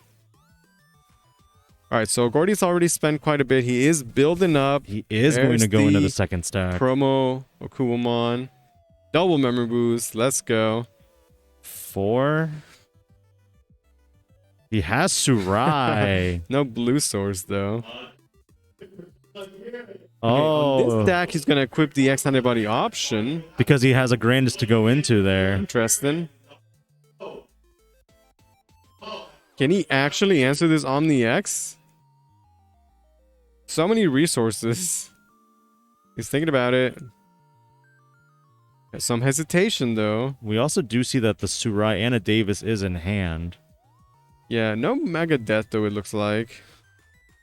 Okay, so... No, he's still thinking about it. He doesn't know if that's quite the right play. I think he might be missing one Grandis. Yeah, like I said, you know, there's so much pressure on both of his players. It's a tough situation to be in. Okay, he's going to go Grandis from the other stack. Going to be able to swing. Grandis goes. Get the restand. It is going to be negated, of course. Just giving up the Gaiomon. He has to keep that. He has to keep that Greymon X. Yeah.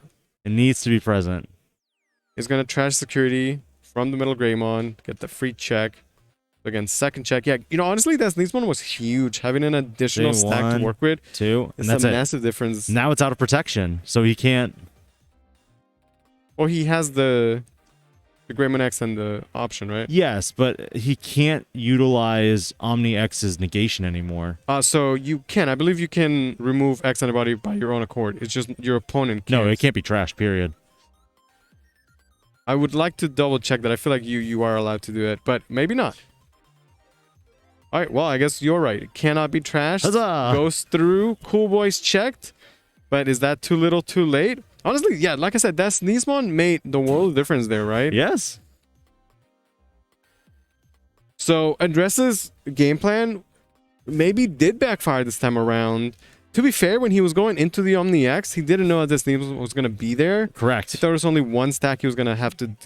security Digimon are very unpredictable. Sometimes they're right in the security, like Chikurimon. Chikurimon is like the one that is the bane of my existence. Have a huge impact on the game.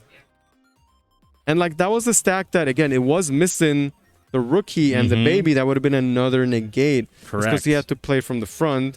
Getting memory choke to 1. Facing double Grandis. It's not quite enough for Gordy to go for game, right? He gets 4 swings technically. Yeah. But he still has lethal here, especially if he chokes. Now, the thing is, the unfortunate thing for Andres was that he didn't have a non-X antibody Digimon in race, which means he could have promoted a Nagumon out. Right. But... And Gordy's just swinging now. He's not scared of anything. No. Doesn't care if there's a Yuya or anything like that. There's the Omnimon. So he runs 2. He runs 2 at minimum. Oh, exactly. It's good to know. So there's no like green Blitz Omni for game or hybrid or anything like that. But with no security for Andres, You know, Gordy's feeling good. I was kind of scared that he might hit into a Yuya. Yeah. And maybe that could completely change everything. But at this point, I think it's just pretty You can good choke him to game for one? Gordy. Yeah, if he's got the Weedmon, perhaps. You need a Sneem on here to do that. The direct choke to 1. Yeah, true. A 2-cost champion. I can give him 2. I feel like that's fine. It's still a little rough. He might have the Greymon X and double Cool Boy. It lets them extend quite a bit. But I guess we'll see. Will Andres be able to clear both of these Granduses and set up a blocker and or redirect against the follow-in attack? I guess only one way to find out. He could do the play where he just goes into another Omni X, although he can't because it was on security, right? So there's no way this man runs 3 Omni X. That would be crazy. I mean, we saw Gravity Crush yesterday, too. Maybe he has Gravity Crush, too. We see he does have the X antibody. We see that he does have a Metal Greymon X. Yeah, so this is definitely the start of how you would come back. Yeah. Goes to 4. That is plenty of memory to do a lot of damage plenty there. of card draw on top of that to find the pieces that he was maybe missing. Put Digiball one of these, swing over the other, restand, clear, and then have a redirect to block the falling attack. It does also have blocker, though, in the inheritables, too, so this is that's true, which is good. At this point, he needs as much defense as possible.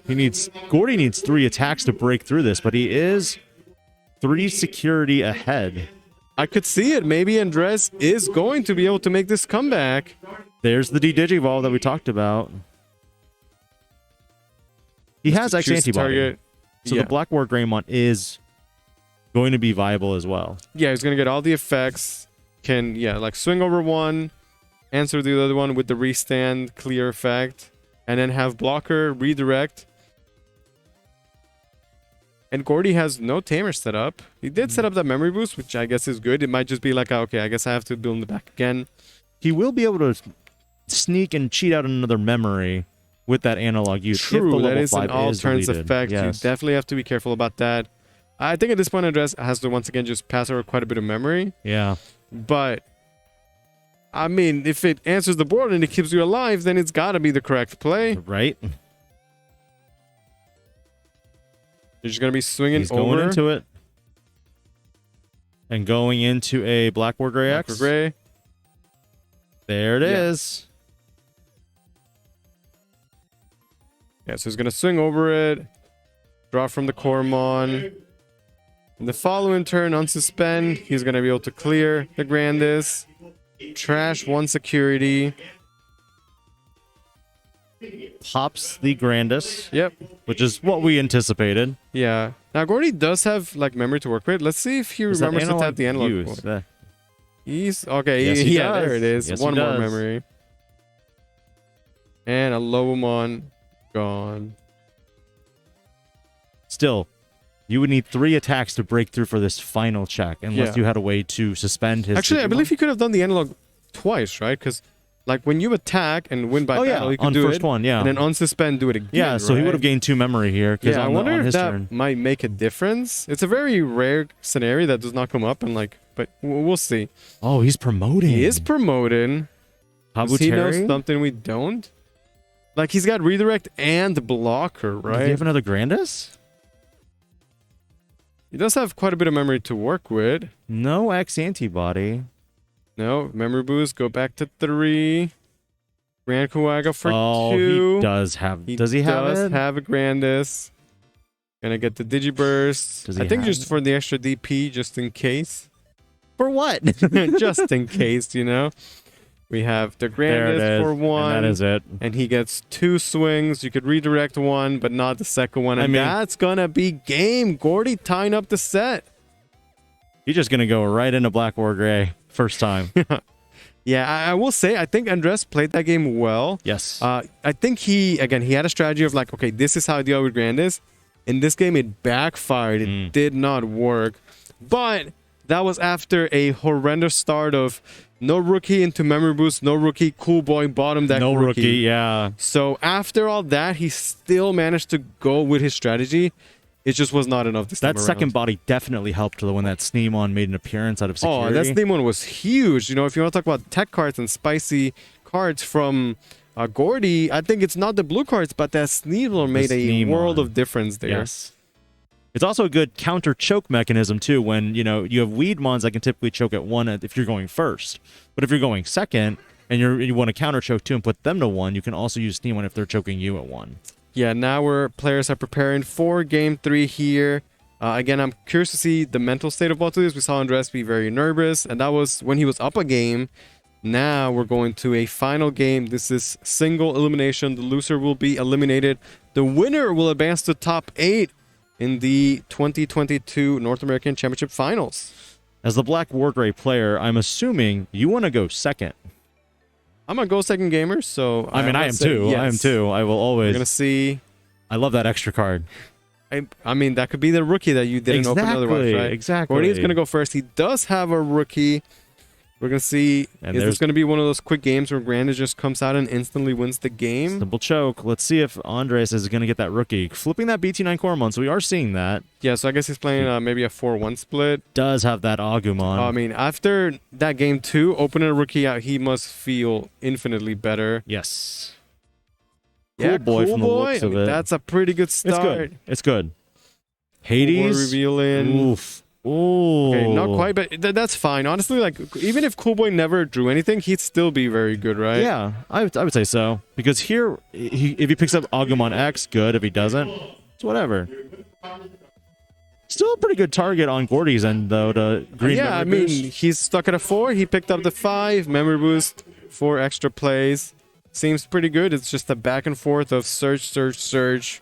And it's going to come down to, again, who's going to make that big play first. I'm curious as to whether Andres will once again just commit to that Omni X for 10 memory, as we've seen in the previous games. I think if Gordy manages to get that level, the Steam on back out, I think it's an okay play. Now, this is interesting. play. Yeah. So he had the Agu X for potential promote Agu X Cool Boy proc.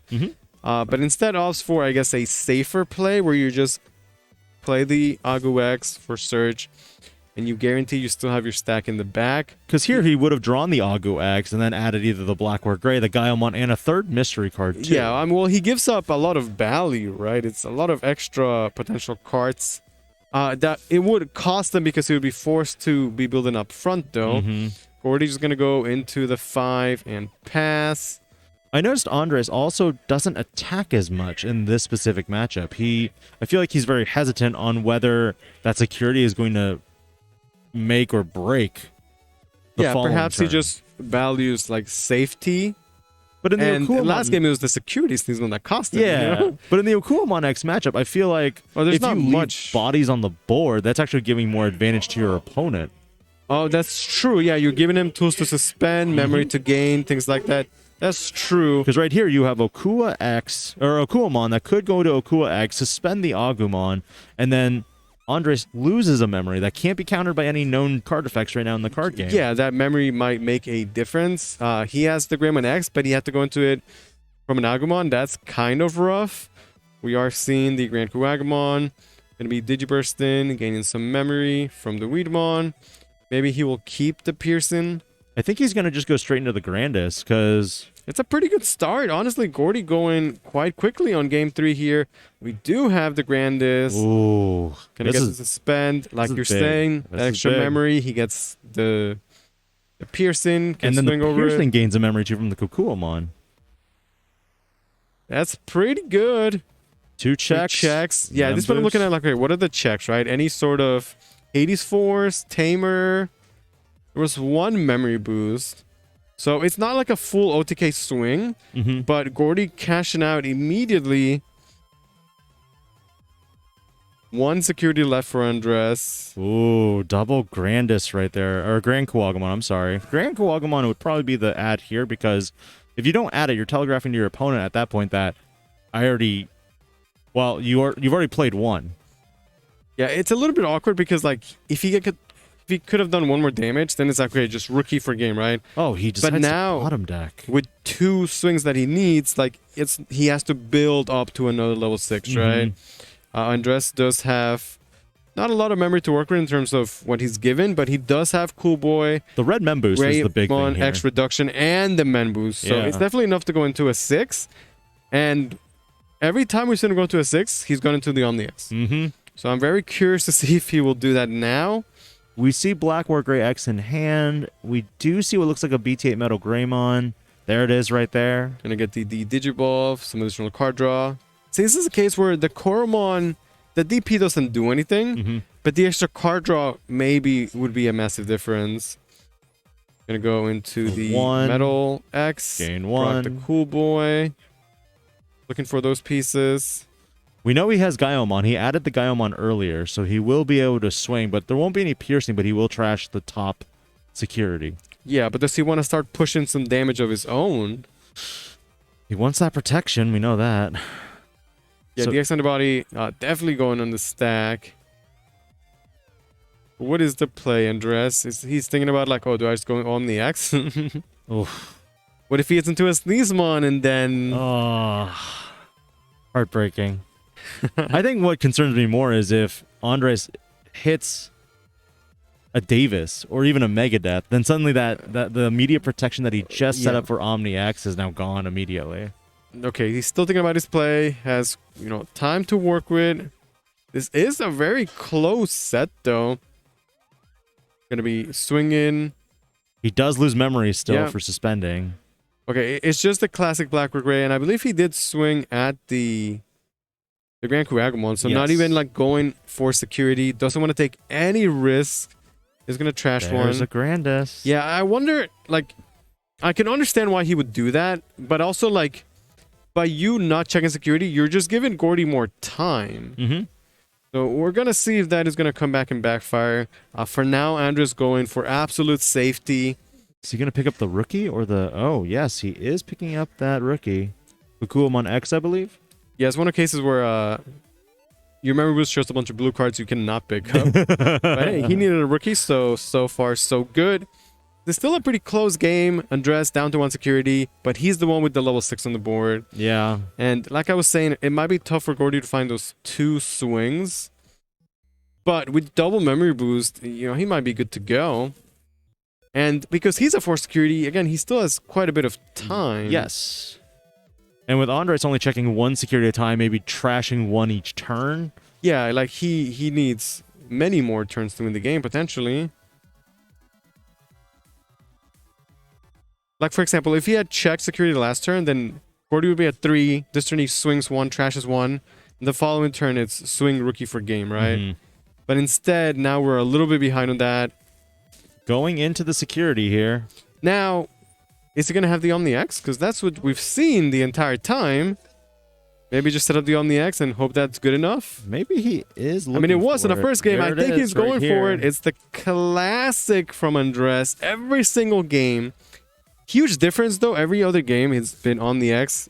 I'll give you 10 Digivolve. memory. Yeah. This time around, it's only given up. He was much more patient this 4. time. Gordy still does have 2 memory boost, though. But also, this Omni X does have a full stack of sources that it can discard for its effects. We do see Davis in Gordy's hand, though, so I'm wondering if he's going to go the Davis Surai route first.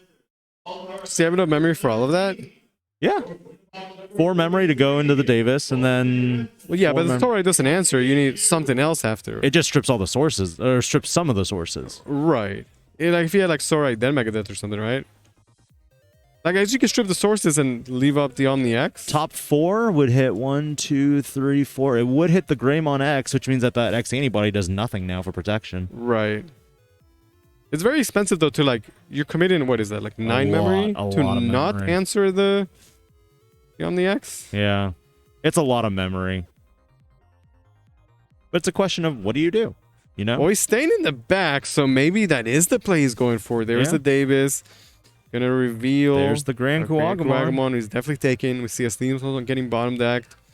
Maybe Andres will not have to worry about that this game. Like, maybe you go pop double mem boost, and then Surai, and then What if you just set up in the back? Grand Kuagumon in the back, you know? Yeah. There's one. Okay. Maybe 2 memory choke. Try and make life awkward for Andres. Like, it feels good when you put your opponent at 1 and then you have memory tamer, right? So it's like they'll spend 2 and you get 3. Oh, just choking at 1? Yeah, seems okay. It's 1 check at a time, and he's in no hurry. Yeah, exactly. We're not getting the trash in. There's no unsuspending or anything like that. Now, the way to bypass this is if you have the Greymon that costs 1 after the memory gain and then Greymon X. That's a way for Andres to extend. Okay, Agu X. It's always nice to have that Agu X and Cool Boy play. Again, it's like you memory choke to 1, but the Cool Boy... There's a lot of Metal Grays there. Yeah, I do like him promoting. Just start building again. On the X is definitely swinging. It's a little scary, though. Gordy already has level 6 set up in the back. He's going to have at least 3 memory to work with and the green memory boost. This is definitely a very close set right now. And there's only 7 minutes left in the round. We know Gordy played to almost time in the last round as well. Okay, swinging with the Omni. Going to be checking into a... Grandis. Nothing too scary. That's the second Grandis that's been in the security, though, which means that there's only one left. How is he going to pass the turn now? Is the question. I'd be more worried for Gordy. How are you going to... Yeah, like, well, the Omni X was still not answered, right? No. Yeah, and again, it's a situation where it's like, okay, you could answer Omni X 1 time when you had 10 memory, and now he's going to have 3. How do you answer Omni X with 3? Well, he was able to build up into a level 6 in the back, but, you know, is that going to be enough? We see another Greymon X come out for Andres, which is going to a 5 to pass turn, perhaps? Like I said, though, Andres, he did not take that one swing, and therefore, like, it's just been a slow game.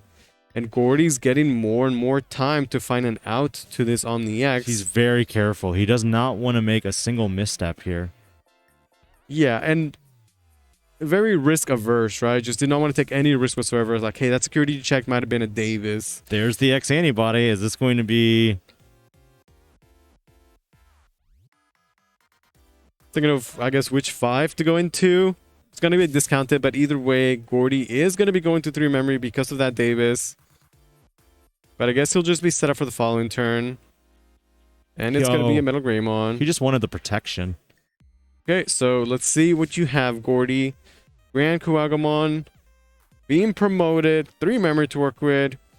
Omni X can negate quite a few attacks. Yes. But again, if he pops the Mem Boost and plays Surai, he can strip 1, 2, 3 sources off the top.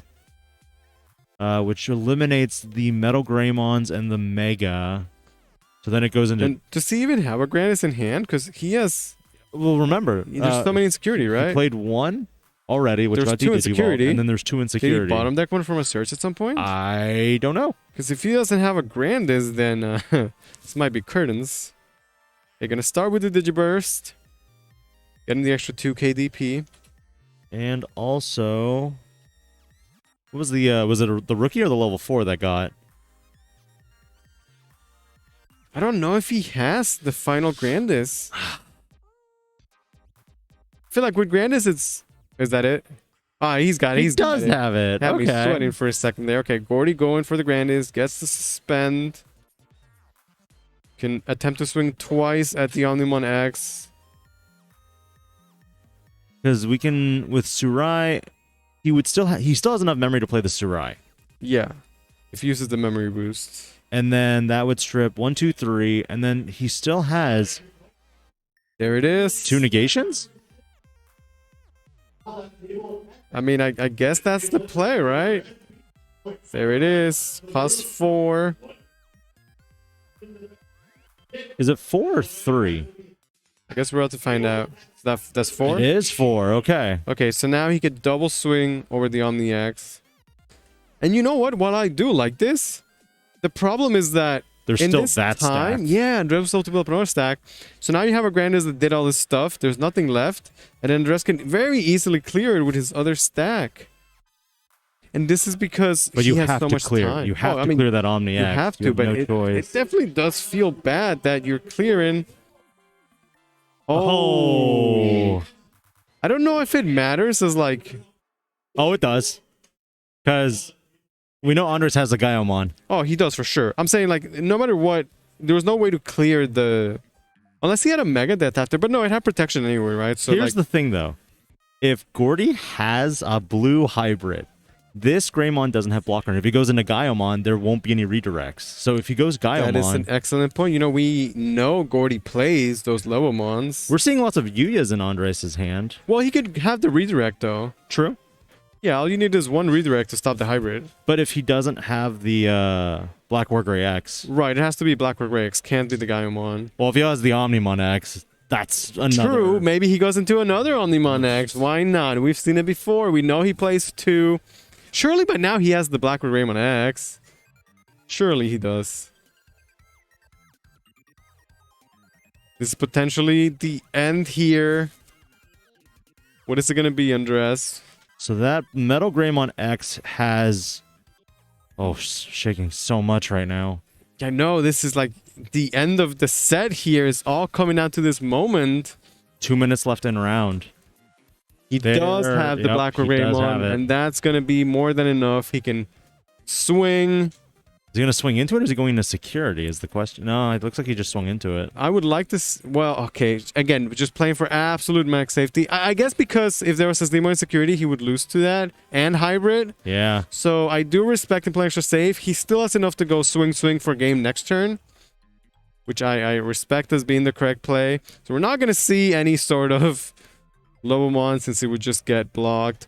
All that Gordy could do at this point is, I guess, believe in security, right? There's really nothing else. Very much so. Security has to be... Because if Sneezemon to suspend. Sneezemon suspends. Yeah, and that's it. Like that has to be the last check in security to save Gordy. And all he could do is build in the back. That'd be the... And hope that if he gets one more turn, that turn would be enough to close the game out. And with Andres having no security, surely it would be. But it's just going to come down to this. Gordy's last security. I think Andres has played the game really phenomenally. I like the play where, you know, he had the Omni X. Mm-hmm. And he knew it might not be enough, so he instantly started building that second stack. And that second stack was exactly what he needed. It all comes down to this. Now, if Gordy had played an Ice Wall, that would have been huge. I don't think he plays Ice Wall, right? But we don't know. Yeah, if he had Memory Choke to 1 with Ice Wall, maybe. There is still a cool boy potential. Yes. Okay, Andres taking his time here. Just double checking everything. Like, can I get this Omnimon X back to hand somehow? Like for safety, can he like Digibulb up and maybe clear the Terriermon just in case? I'm not sure. It could be as simple as swing, you've won, you're in top 8 of Nationals. There's another blocker, so he is going for that blocker now. Yeah. A Greymon X here Greymon would X, crit of there. course. So now there's a blocker Always and a gotta be redirect, so there. you need 3 bodies to win. Yeah, just in case, exactly. Well, but it's like, if there's Digimon security, you could suspend the blocker, right? Like, well, the other thing is right now, you just take the Black War Gray Axe, you could swing into the Terrier, and if you don't want to pop that last security... it's not going to save him. Andres is going to take the set 2-1. That was a huge back and forth. Up to the very end, you could tell Andres was very nervous about what security what might be. In game 2, it definitely cost him. Played extra safe on game 3, and it finally pays off. That was an amazing set. The last couple of seconds, too. I think we were under 30 seconds for that last round. And just like that, Andres is going to move on to the top 8, and Gordy, another grandest player, is eliminated. I don't think we're going to have time for an interview. Yeah, I was literally about to say that. That was an amazing set. Yes. We're moving on to the top 8 now. You guys definitely do not want to miss that. So stay tuned. We'll be right back with the top 8.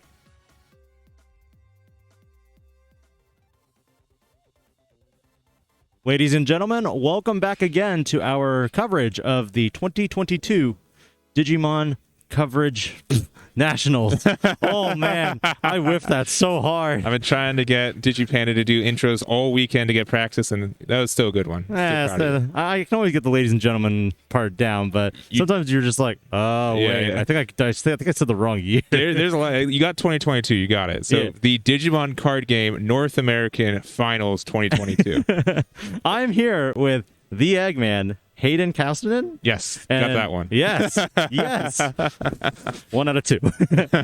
And my name is Benjamin Wong, DigiPanda. Welcome back again. We are down to our top 8 players. There are, again, 4 Black War Greymons, 1 Security Control, 2 Grandis, and 1 Crossheart. So we knew Black War Greymon was going to be prevalent throughout this entire tournament. Yeah, and it's doing super well. So we showed the matchups previously in this top 8, and so we are doing the Grandis versus Crossheart. One of these will get that guaranteed top 4. Yes. We do have a Black War Greymon mirror match, so there's a guaranteed top 4 for that. And this is for a top 4 placement in this tournament, which means that anyone who gets top 4 will get an invite to this year's Worlds as well. Really exciting. Yeah, so one more game for both of these players to get into that top 4 to get to Worlds, and man, I would be so nervous right now. I would be too. We already saw a lot of shaking in top 16. We sure did. We sure did. With Grandis, okay, so the featured match today, we are going to do a Grandis versus Crossheart for this top 8 match. top 8 match. So we have Landon on the left with that Grandis and Kevin on the right with that Crossheart. Landon says he's got a little bit of spice, including some Refusomon and some Grandel Soul. We shouldn't have said it yet. We should wait till it actually popped up. Nah. People But don't the thing listen is, to us.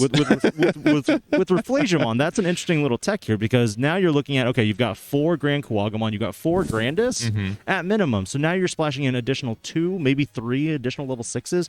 That can be huge. And it looks like Kevin did win the dice roll and is going first, popping up Yokomon and then into a Kokuamon X antibody and then going straight into a Weedmon. We did see a little Mimi in that hand. Yeah, and so I would have to assume that Landon's just running all green. I would be very surprised if there's any green-blue in this with this. We've seen both versions of them. We've seen the blue package. We've seen, this is actually the first time we've seen the straight green package. Kevin Tai, on the other hand, is going into a Starmon's on the Raise area, then going into a Taiki Kudo, revealing a slew of cards and adding only the Akari and then slotting the Cross 3 underneath.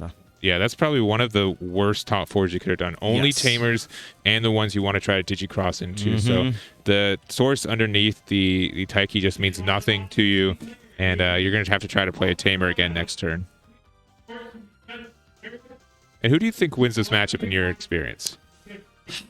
Well, the thing is, with Crossheart in this format, you're doing less option card related items. You want more Digimon to actually find your components, your pieces, and tamers.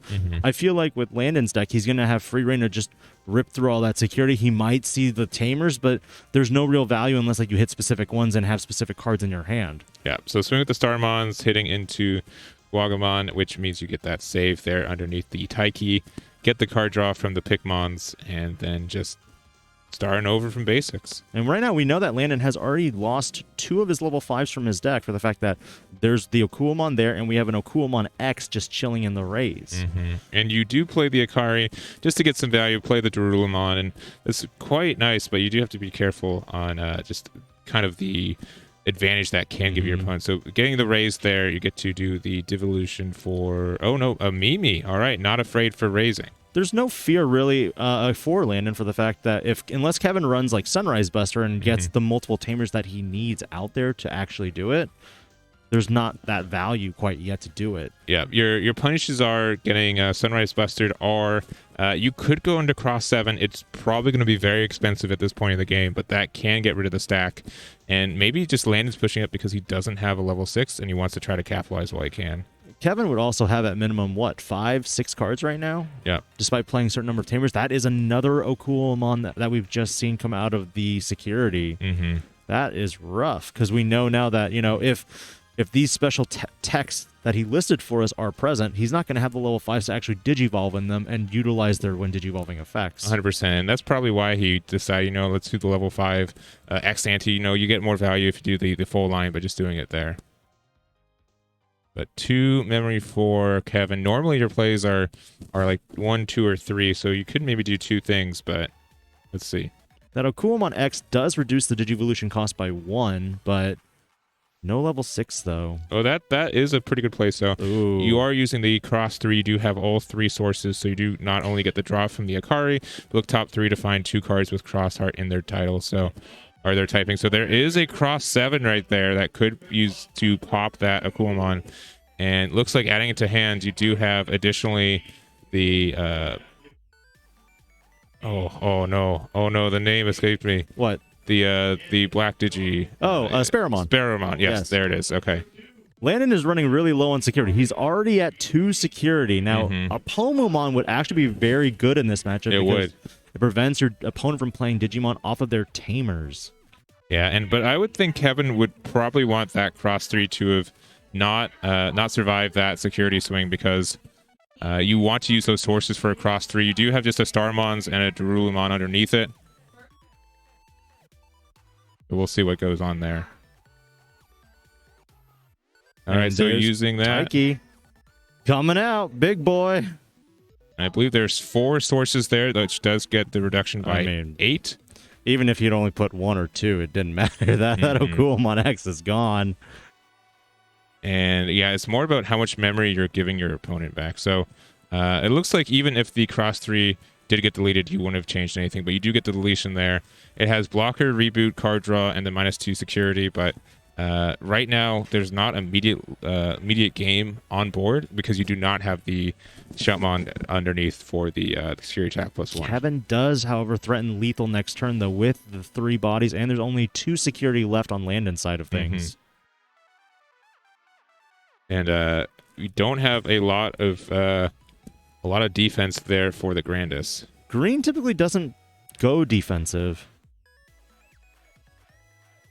Yeah, just two security there for Landon on the top left. Starting over, but there's no level 5 to promote and really do anything. That's the big thing. And Mimi's nice, but you don't have the level 5 stack, and you had to raise up and then do that. And then I don't know. It's not too unheard of to say that Crossheart doesn't have a lot of maneuvering and interaction on your side, but that cross 7 can definitely be quite the bully. Yeah. No blocker, but the deletion itself can be the most important factor here for this game. Yeah. Especially for Kevin, he's more so. In the Black War Greymon matchup, you feel like you need the blocker. But in this particular matchup, if you delete them, because Grandis Quagmon does not have any protection built into the deck in any way or form. And this is why the blue package does really well, especially if we looked at the last match we saw. Megadeth could bounce back the Shoutmon to hand. You lose all of your sources. They don't get to be recycled. Correct. Sorai also strips all the sources too. Those are really good techs for this matchup that I don't think Landon has available to him. And that's where the trade-off, where you trade off, techs versus consistency. Yeah. Yeah, especially since this is just a 50-card game. You don't have a lot of wiggle room, and you don't have any backups or anything else. It's those 50 cards, and that's it for your entire weekend. There's the Okulmon X again, and again, I feel like you want to Digivolve that off of the Okulmon, but if you're not finding your stack, you gotta do what you gotta do. Yep. Okay. Hard playing a blocker, so that's 6 whole memory. That will 5 help protect you a little bit. Both of your stacks do have piercing though, so you can get around it. Yes. But that just means that Kevin needs 1 more attack to get there. Do you block the Starmons, or do you block here and just let? You probably don't even block. You just let it go, Grando. Yeah, because there's piercing. Yeah. There's one of the level 6s that he was looking for.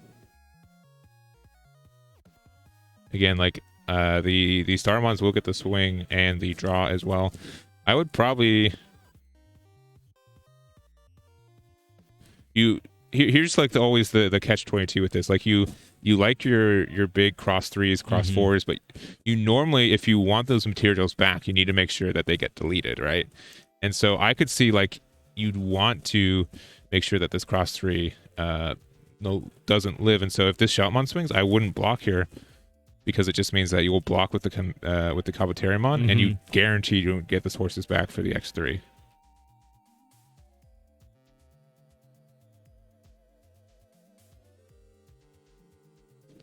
Still trying to figure out what to do here, because what is Kevin scared of? I don't think Kevin's scared of. I think he's saying, I don't have another, cross to play. It's unfortunate that he did have to slot one under Taiki Kudo, because that is a mandatory effect to do that.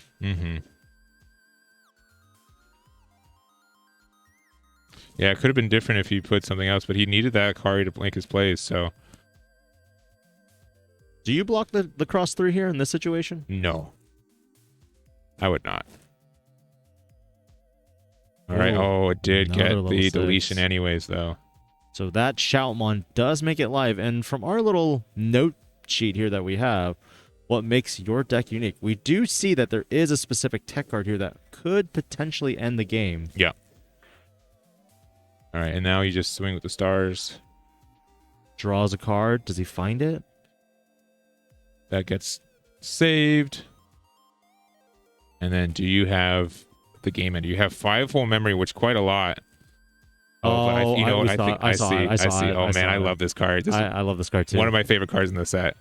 Let's Starmons go. plus Star Sword, or Shoutmon plus Star Sword. Yeah. Really, really cool. Just reading. How did I lose? Like it is. In essence, it's kind of the more. It's a better king version. I do too. Ways. I 100% agree. Yeah. I like it more. It gets essentially the same. It gets like a little deletion on something. The fact that you can get Shoutmon underneath it, and then it does have the rush there. So Kevin taking it 1-0 in this top 8 match. And because it is cheap enough, there are some instances where if your opponent does give you enough memory, you can utilize the Shoutmon plus Star Sword in order to delete one of your opponent's Digimon. Now, that could be the Chikurimon. It could be that Solarmon, or even the Psychmon that is preventing you from crossing even. So then after that gets deleted, you can then start crossing, well, willy-nilly left and right. Yeah, and I think it's something that, like, Crossheart is a deck that does really well with not a lot of memory. And so if you get into situations where you have to give them 4, 5, 6 memory, they have a whole wide array of stuff they can be doing. And it's really, again, weird. It's dependent on, sometimes you want to attack and your Digimon gets deleted so you get the resources back. Obviously, sometimes you don't want that, right? And it's just a weird balance that just a lot of variables you have to play around. And only certain decks right now are actually playing the option cards to, bounce, Source Strip. Source Strip is very uncommon right now because, again, Black War Greymon X has ways to prevent those sources being stripped from option cards. Yeah, and I think a lot of people don't like Crossheart right now because it does have that potential to be very bad against Black War Greymon X, right? The fact that there's the Digivolve in the deck inherently, the fact that there's Tamer Destruction inherently in the deck, right? Correct. Those are 2 boogeymans for Crossheart to really lose a lot of tempo and just advantage. So, not maybe on a lot of people's radars, but at the same time, it does have a lot of pressure. It sometimes does just have the pieces that it needs, and it can just push for that game. In this situation, would you want to go first or would you want to go second? If if you were Landon, you've just seen what Crossheart can do. You already went first. Do you think going second gives you any advantage with that second card, or do you think that... I think both these decks would rather have 6 cards in hand to start the game. They both are very, very dependent on seeing... Like, Grandis obviously on a single line. For Crossheart, you want to find a Tamer. Like, if you don't open a Tamer, it's like not opening a rookie in many other decks, right? We just saw a Grandel Soul in Landon's hand, so we do have an idea right now that he is running that option card, which can really, hurt Crossheart in their own ways. Kevin just playing Taiki Kudo and immediately adding Sparrowmon and slotting Darulumon, bottom decking Akari Hinamoto and Zenjiro. Oh, what is his last name? Tsurugi, I believe. Tsurugi, yeah. I knew it started with a T. That's all I remember. Doesn't sound like one, though. No, it sure don't. Oh, that is unfortunate. Yokomon raised, but no rookie, and that's 6 cards deep already.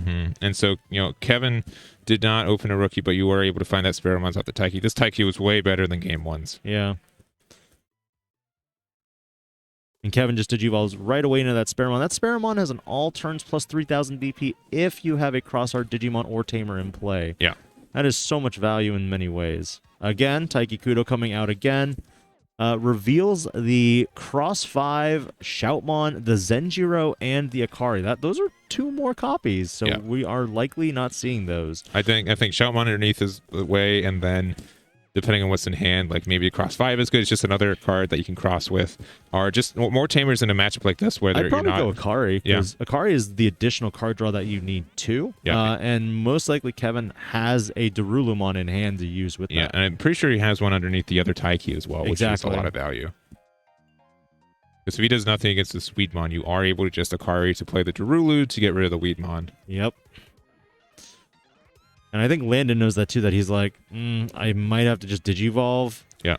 Choke to 1, draw a card. Now it's protected from like the Darulumon play. And that's another major weakness with, certain green cards like Bloom Lord and the Weedmon because it's vegetation. Vegetations tend to have low stat lines, which makes them really susceptible. Yeah. And so Sparamon hitting into that Grandis in the security, going underneath the Taiki with the safe mechanic.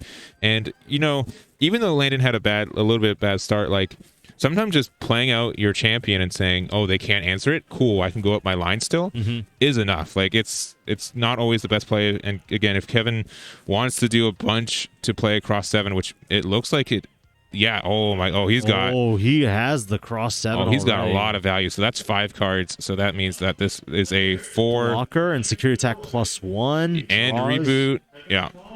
And that Okuamon is just gone. And only passing 3, so very, very good. But if he has that Grandel Soul, we know he has it. We know he has it in hand. That is such a good play right now. You lose all of those cards. You just told Kevin to discard 5 cards from your hand and a rookie in raising. Yes.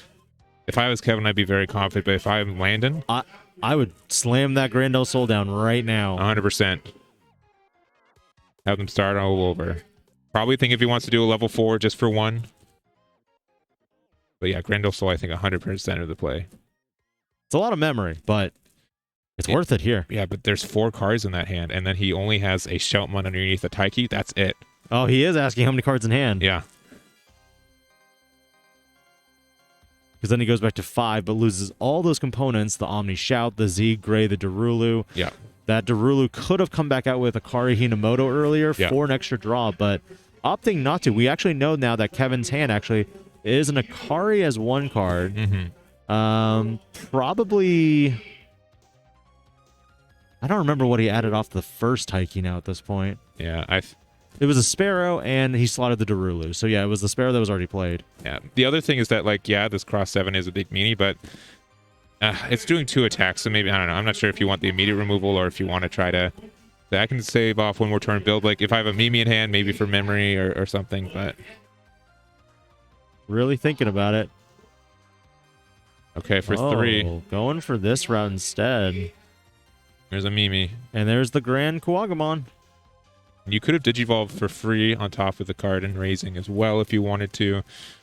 But looking to get the... Kukuamon. Another one. Interesting.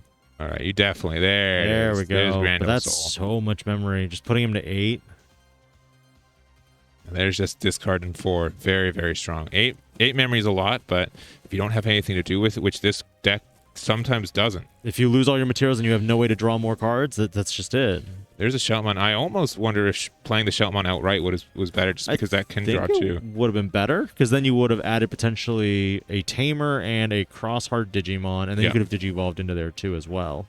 Yeah, especially if you have a Kari out, you could have drawn 1, and then it's a lot of memory. It's 7, but there it is.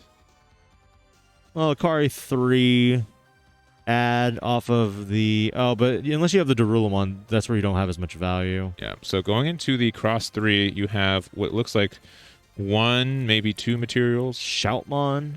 Which is the important one. We Shoutmon. know there's no Ballistamon because he hasn't... He would have tucked it underneath the cross 7. Yeah. So that is one thing he is telegraphing right now as information. That is an expensive cross 3. That is a 5 cost. Those are some great hits. It's not bad, though. That's some good hits. I think Taiki for sure adds the hand and maybe a cross 3. I think Oh, really? Okay. It's hard to say. You can just play the Shoutmon as well to just choke at 1. Choke to 1. This does get deleted. You get to do the material save.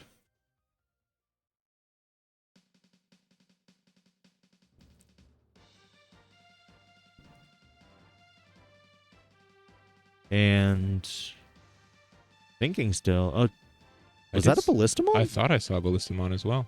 I see the green. That is Ballista. Has he had the Ballistamon this whole time? I guess so. And that's something that, there's another level of like, well, I don't have to use all my materials, especially in a matchup like this where if I saw Grandel Soul, I'm like, now I'm worried. Right? Oh, yeah. Now I'm worried. What's in that security? What can potentially punish these more expensive plays? Because if he's like, you know what, I don't have any better plays anyways, and I know I'm going to play 2. Ooh, green memory boost. You don't get to find anything, but that's still an extra 2 memory that you can utilize next turn. Yeah, and I don't think unless you have like Zen-Zero into Ballistamon, Mm-hmm. I think that's like the cheapest play I can think of to leave your opponent at 2.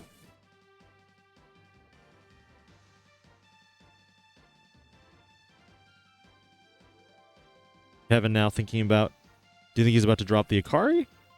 Maybe it seems a little late. We're trying to digivolve. Oh, for 2 to pass 2. Okay, that is something that makes this deck unique, according to our little request form. Shoutmon King was the one that we were talking about in that last game 1, but then in the end, he just was Shoutmon Star Sword. That's why I like the card. I think it's just like a little bit better for what it is. Shoutmon King has to be a single tech though, because I have not seen many players running more than one copy of it. Yeah, and sometimes like it's an extra copy of Cross 4, and you get that recycle with it, but we'll have to see what his decision is. Landon still, we're told he's playing Grandis, but we still haven't seen him actually go into the full combo We yet. have not, no. And it looks like they're desperately looking for a level 4. They played the one Weedmon earlier, and that got deleted, and let's see if there's something more it can do. And that's one advantage that, was kind of more so present with the last round. With the blue package, you have the ability to find any of your green Digimon with that Davis Motomiya. You also have the ability to, in some ways, circumvent that problem with Insectoid Digimon if you're running Sneemon. Weedmon, in some instances, is good, but it's not an Insectoid, which means that if you hit it with Kokuamon X, you just bottom deck it. Yeah. And asking to look at that trash to see what is in there. Pretty much like almost one of everything. Yeah. We have 3 Shoutmons out right now. Yeah. One under Taiki, one under the Cross 3, and then one in the Rays under the King version. So if you can remove all those, there's no rush for the rest of the game. The simple task of removing, a Tamer, a card in play, and a card in racing. I mean, we don't know. Maybe Landon runs Ground Fang. Oh, yeah. Imagine, like, they will eventually play a card that does removal and raising. They have to balance that real quick. Like, they'll have to make it, like, super tight on how that's going to work. There's the Weedmon. We had numerous players also in discussions on dual-colored eggs. That was another controversial, will Bandai do this? If it has no inheritable effect, I could see it 100%. I could also see it, too. And even then, it'd still be broken. Oh, I agree. Having instant access to 2 colors? Yeah. And there's a Kabuterimon blocker for 1 memory. So there's a little defense left. Landon's still at 2 security, but... And you do have the green mem boost if you want to. You can go into... You can, pass 1 memory. But do you want it on the card out already, or do you want it on the card that is in raising? I do it in raise because we know he has a cross. Oh, wait, no, the cross haven't got bottom. I believe it did get bottom decked, yes. Yeah. So, I don't know. It's still terrifying me. Yeah.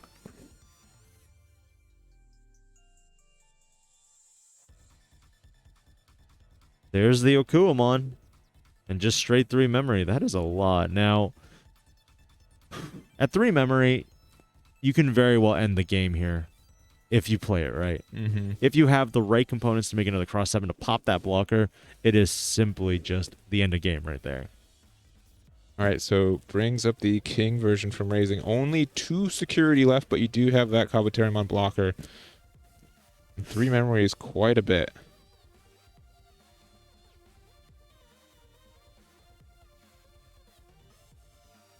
There's a lot of pondering here. Yeah. That's how it is. We've been playing this game all weekend. We had to get up early this morning, so no sleep last night. Like minimal food, minimal water, trying to stay hydrated. I'm trying to say, especially at a deck like Crossheart where everything has moved something, right? Even when it on deletion, you have to save stuff, you have to move stuff, you have to decide where do I put my sources on what tamer in some matchups. There's just a lot to consider for both these decks. And this is the matchup that decides whether you get an invite to Worlds. Correct.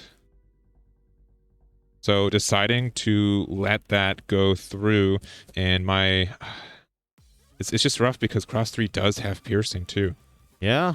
So you kind of would want to block with Kabuterimon there. but at the same time, and to potentially prevent extra sources. But I think Landon's just going to let this one through because regardless, it would check. And that is a Metal Kabuterimon right there. and you do not have to Rulu underneath it, so it is a 6K to 6K. You need to have 2 more attacks to have a chance right here. And if you don't do that, there's pretty much all the resources that Landon needs to start doing his big play. There is a crackback potential here with the Okuamon just sitting in raise right now. There is another one right there, but so this will force a block. Yes, this will 100% force a block. Piercing doesn't mean a thing. No. Cross 7 there. There's the Darula. If you have cross 5 and all the materials you need for it, you are in luck because that can be Digicross for 0. We'll attack into Has there. to block. Piercing does not have trigger that end game right there. Correct. Do you have the cross 5? You do No. not. Oh.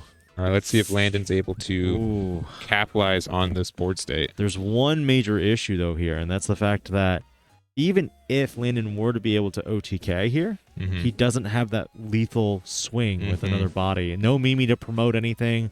No ability to hybrid for game. It's you do have the potential to clear the board. yes. Unfortunately, too, it means that you're probably giving Kevin 2-3 tamers, a lot of resources that they can win with, and they just need to have one single attack next turn because it's going to be very hard for Landon to establish a blocker as well. I don't know many Grandis decks that have multiple blockers. This is where, Blackboard Greymon has an advantage in its own ways because you can redirect or you have the inheritable blocker from Greymon. So there is the Akuamon X. Suspends nothing, so that Suspends means nothing, that there is no memory loss on Kevin's side of things. Yep. But it does Digivolve for 3. reduce the Digivolution cost. yeah. Remember, yeah. So that Grand Kuagamon is for a memory cost of 2. Yeah. And he can reclaim a memory back by digibursting everything. And you do have green memory boost open for you. You do also have to make sure that Landon does need to find Grandis as well. We don't know for sure. We saw one in security, and I don't think we've seen him add one to hand either.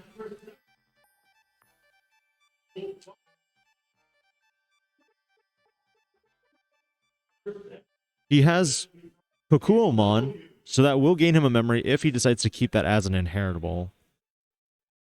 Oh, there's no piercing. That's...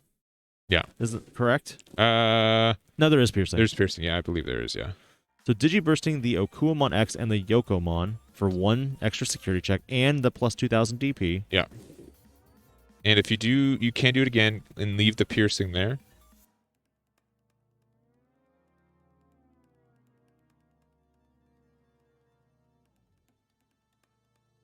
Oh, is he going to the Pop? Rick Weasley? It's still 1 memory.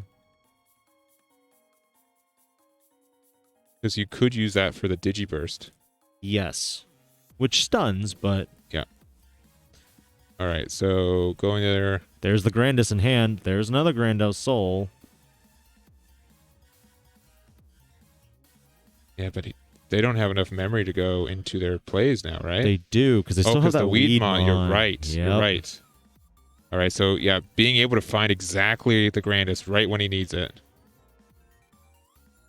But here's a dilemma here. If the Grandis does swing over both those Digimon and reveals multiple tamers, if it's like Taiki, Kirihan, Nene, that's an extra slot, that's an extra draw, that's an extra memory, that's major resources for Kevin.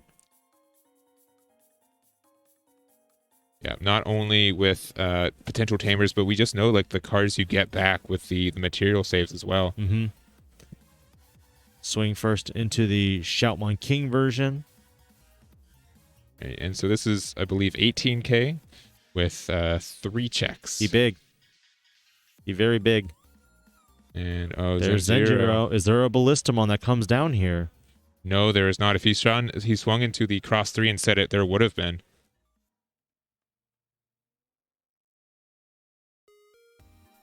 It looks like, I believe maybe a judge is mentioning something, or...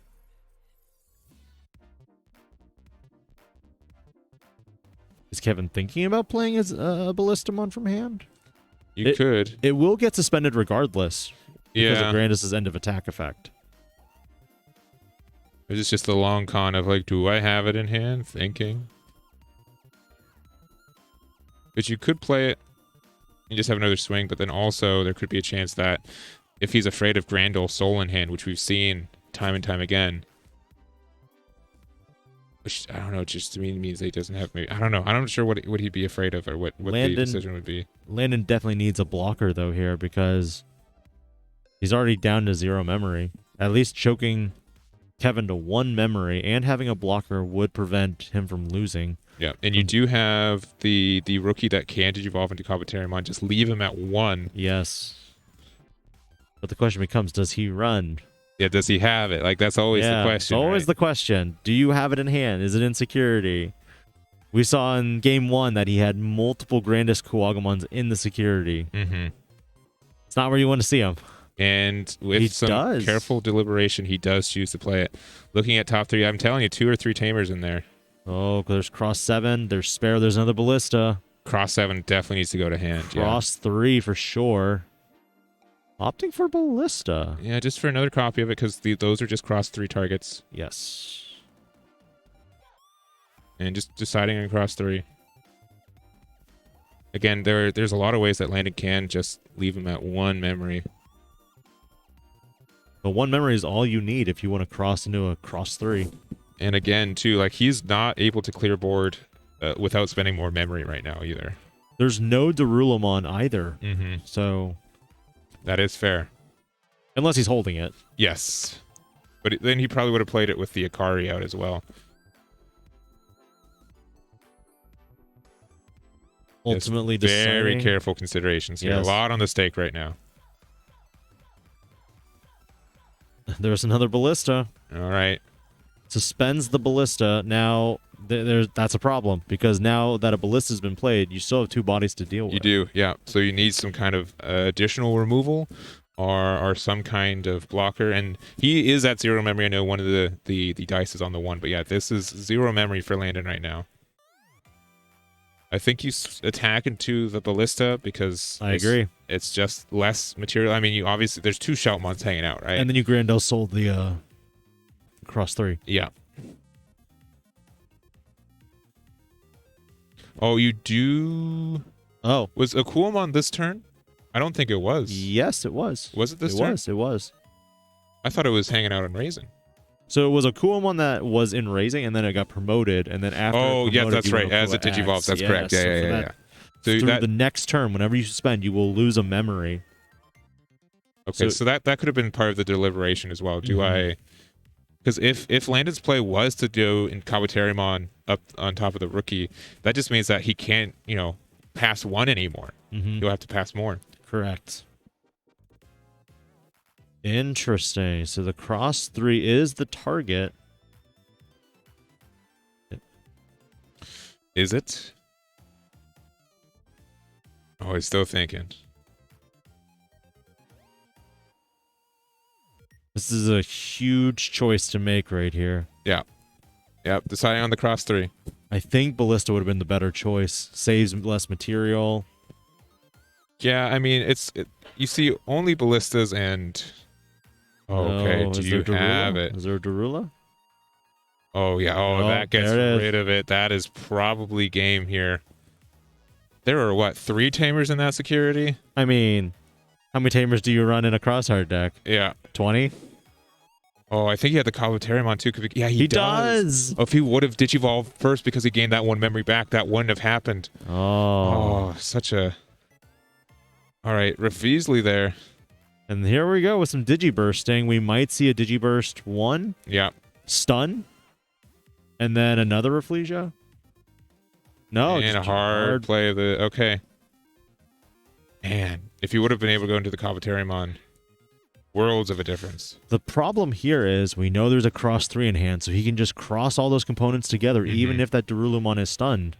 So if that Darulumon wasn't there, you would have only been passing 1 memory. Let's see, would that have made a difference? Absolutely. Yeah, because you'd be... There's the cross. Oh, it's 5. I think... one. Okay, He has all the rest. I'm fairly, yeah, okay. Didn't make a difference for it. There was a little sequencing, but that was a little bit of randomness in that security. But this is gaining you 1 memory back to do the Yes. cross 5, and And then that is going drawing to be 2 it. cards. So Kevin takes it with Crossheart 2-0 over Grandis and gets that top 4 spot for his We invitation know right to now that Worlds. there is a guaranteed Crossheart in the top 4. We know that there's a guaranteed Black War Greymon X in top 4 as well. And that's where we're at. We do have a couple 2 matches still going. We don't know the how that's going. There's a Grandis versus Black War Gray, I believe. Yes. Yep. There's a Grandis versus Black War Gray, and then also a Secon versus Black War Gray. Yes. So we're going to do a quick break to get the interview set up, Yep. and then we're going to have to take a bit of a longer break to get ready for that top 4. But we'll be back in just a minute to get that interview, and we'll see you guys there. We'll see you then.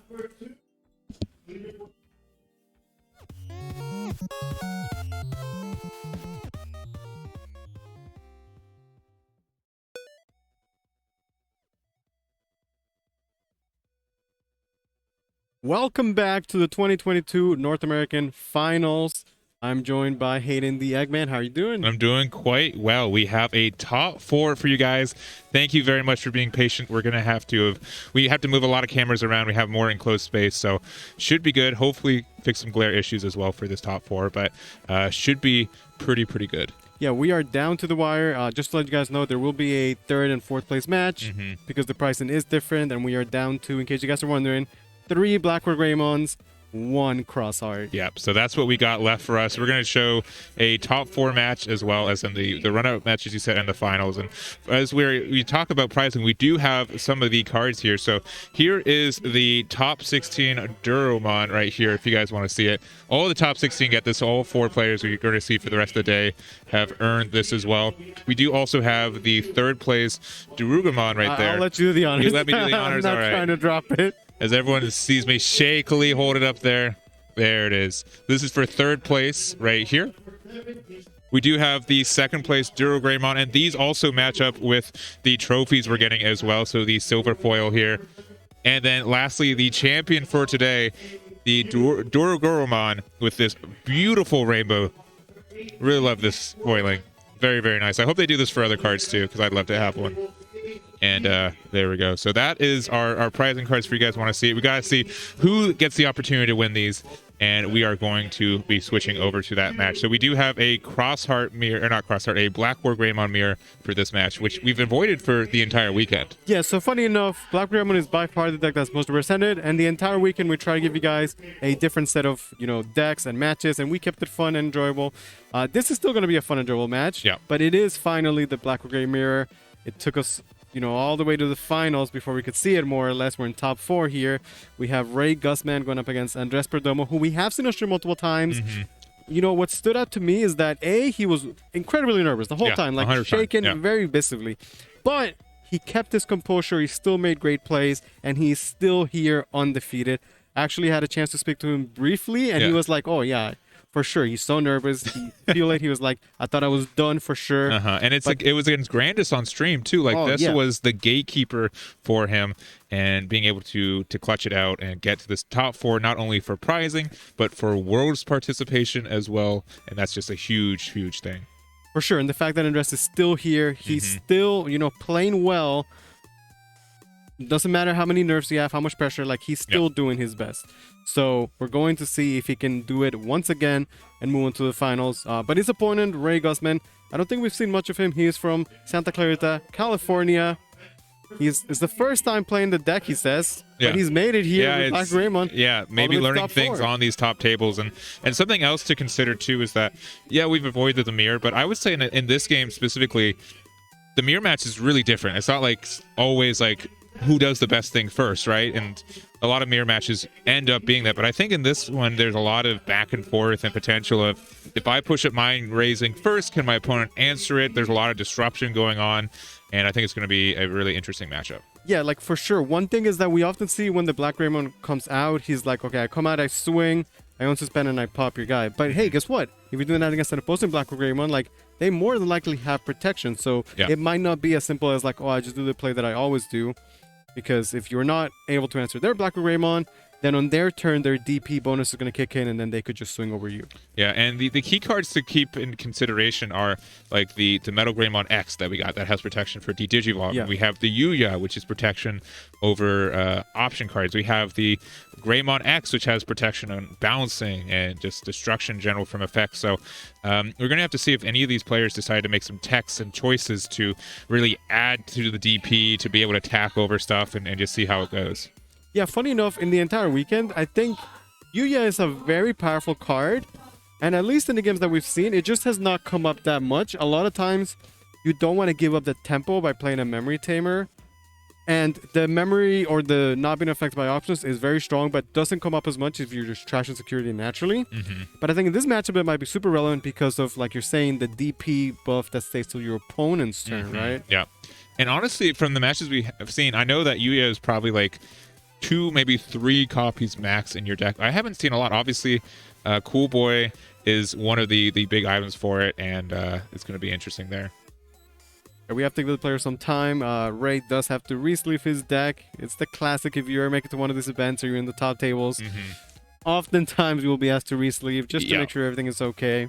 Yeah, there's a lot shuffling last hour stuff, making sure that we have the setup right. We're going to have a lot of production value on this one. So we can show off these cards again, too, if you guys want to see them. I don't know. I like looking at this card. This one is just so dang pretty. Let's see, I have focus. Yeah, look at that. Look at that rainbow foiling. I want like a Chimeramon or something like this, like cross art with rainbow foiling for like the cross 7. That'd be really cool. I think that would be very cool. I think my favorite one is still the Dorumon. The Dorumon, I mean, really. he's by far the most playable, but if you ask me, also the cutest, the coolest of these Digimon. Yeah, I mean, if you get top 16 and know 3 other friends who have it, you can play this max rarity playset of this guy. So that is... I don't think you would. I don't know anyone would. I mean, you to your opponent, they're gonna do the riffle shot. Exactly. Like, please, I'll cut it any way you want. Just do not do that. So yeah, and the price cuts are very nice, but honestly, like the prestige of being able to say like, hey, I was the North American champion, that goes a long way. You cannot put a price on that. No. That's something that you could take away with you for the rest of your life, right? Be like, hey, that year, like I was the best Digimon player. Yes. In North America. 100%. And again, we'll show off the Darugamon here too. This is for 3rd place right here with the kind of reddish bronze foiling there for 3rd place, and the Greymon, which this is a playset of the card right now. So second place can run a full max rarity playset of this card if it will focus. The silver foiling is just too high quality for that focus, too much sheen. So, but yeah, that would be very funny. Just I can play one. Let's just go for it. Right? 100%. So. What else? So we do have the cross heart as well. We're not doing that for this matchup, but we did see it last round be able to beat that grandest player. What do you think about the matchup for that against Black Greymon X? I feel like it could go either way. I definitely still want to say that Black Greymon is favored. I have a friend who was playing Crosshair who was telling me about his journey and his experience, and it always came down to like, oh, I lost to Black Ray. I got Hades Force? Hades Force. Yes, Yes, it's like, oh, he had the double Hades Force, right? Like, it's tough. Sometimes the crosshair can set up 8 tamers, and it's very hard to answer all of them. Yeah. But if it's like, oh, I have 1 or 2 tamers, and the Hades Force clear them all, you set up 1 or 2, and then the Hades Force clear them all, it could be very tough. Like, that deck needs the tamers to function. And I think that's why a lot of people, I'm not sure if underestimated is the right word, but was not, Crossheart wasn't on the radar. It's a cool deck. Obviously, it has a bad taste in a lot of people's mouths because it didn't get to see its prime in BT10, right? You got like 2 weeks for 4 of the Cross 4, but it's a very capable deck. Like Cross 3 is a really good substitution for those Cross 4s, and being able to be just very aggressive, the way that you resource management in that. And it's a shame that not only is the Tamer Destruction, but the Digivolve can hit the deck really hard, and that's just something inherent in the Black Greymon X. Yeah, and I think like the American player base is very quick to dismiss a deck once it gets restricted or limited. Yeah. Like they did with the Alphamon. It's like, oh, Crossheart is this unstoppable beast. It got changed, and now they just move on.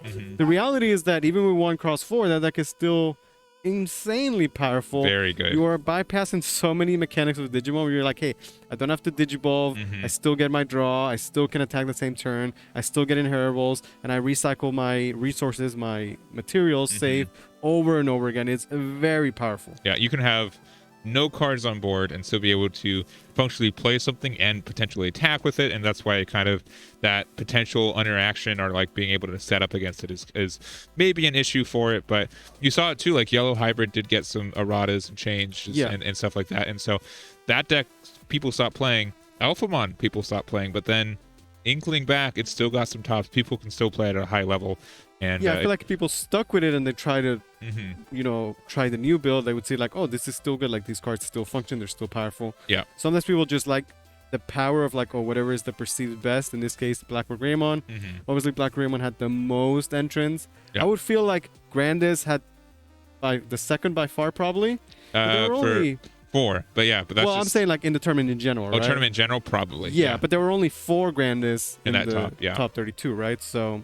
And not a super good conversion rate for that, but it's I don't know. Like I know a lot of people have said like, oh, Grandis is win, and we've had like honestly a lot of events. And before this in like EX3 format, I think it was almost always Metal Guru who got that top. Yeah. And we didn't see. We've seen some on stream. I think a lot of them had potential placements for that X2 for that top 32 and just didn't get into it. But I think that deck just didn't appear where I thought maybe. I think a lot of people, including myself, it's too good. It can't not show up in this top 32, and it did for exactly. us. Sometimes stuff gets a bit overhyped too. Like for example, the Mastamon. There's a lot of players that are like, "Oh, Mastamon's winning nationals for sure. We're gonna have Mastamon in top 8." Yeah.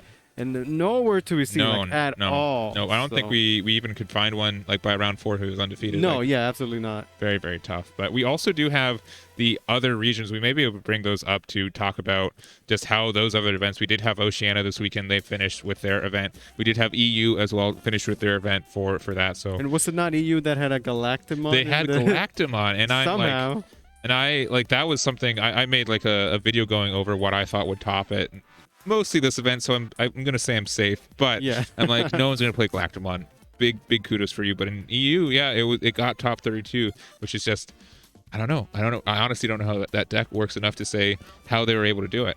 I can't tell you how or why, but respects to that guy. And for us, we did have at least one Dorbuckmon who actually made it to top 16. We had the All Force player as well. Looks like the players are ready, and we should be starting the game relatively soon. Again, this is going to be Andres Perdomo going up against Ray Guzman, 2 of the best players from North America, undefeated with Black Rainbow for the entire weekend so far. Yeah, made it to this top 4, and let's see how they go for it. So I don't know. We always have what matchup is, but what would you say are specific techs that you would be running in these builds to have the advantage in the mirror match? Well, one thing that I'll say is over the weekend, we've seen a lot of the promo Blackrock Greymon. Some players opt into like, oh, I'll play 1. And some people, taking it to an extreme, I'll play 4, right? Yeah. And I'm curious to see how that comes up and if that's something that would be relevant in a matchup like this. Yeah, because that's something that can, like, both these decks are kind of a little grindy. You can be kind of safe and slow with using the Metal Greymon X and heritable from BT11, where it just takes the security off every turn, doesn't activate any security effects or anything, and just have like a big defensive body. But we're gonna have to see. Like I can see some some DP boost could go a long way for being able to attack over your opponent's Blackwood Greymon X. And what do you feel about the level 7 Omni? Do you think? I was literally just about to bring that up. Okay. Yeah. So I know for a fact that Andres is playing 2 Omni X BT5 in his list. Yes. They definitely saved them in the Grandis matchup. 100%. I don't know what Ray is playing, and in the past we've seen everything from Blitz Omni to the new Omni X that trashes security. So I'm very curious to see what Ray's playing. And I'm not sure how good Omnimon X BT5 will be in this matchup for Andres, but I know he loves going into it. It just seems like such a classic play for him. Yeah, he no fear of giving all that memory, but I think that would be different for this matchup specifically. So we will have to see. I still just love the effect of the BT10 Omni. It's just being able to delete something, be able to look through security. One of the most powerful effects in this game. And it's very good. So. And here we go. We are in the top 4 now. Once again, Andres Perdomo, Ray Guzman, both with the Blackwood Greymon, who is going to advance to the grand final. Yeah, and both wearing these green sleeves, so make sure your deck box is correct because you can get that mix-up backstage. Yeah, already we see Ray starting off with, I believe, the Koromon. And I can immediately say we haven't seen Ray on stream because his setup is definitely... Oh, yeah, it's one of these, like... I'm not going to say anything bad about it, but it's unique. Yeah, very unique. And it could be a lefty thing, too. I know a lot of people prefer playing with cards on their left or right or such, but Looks like Ooh. ooh. Well, not the ideal starting play. Nope. But we will see if he can recover. For And- Andres, does he have a rookie? Well, if he is, he's not. Okay. Okay, yes, yeah. okay, Thinking about maybe which one. So already, I would say Andres is up to a commanding lead at this point. But we will see.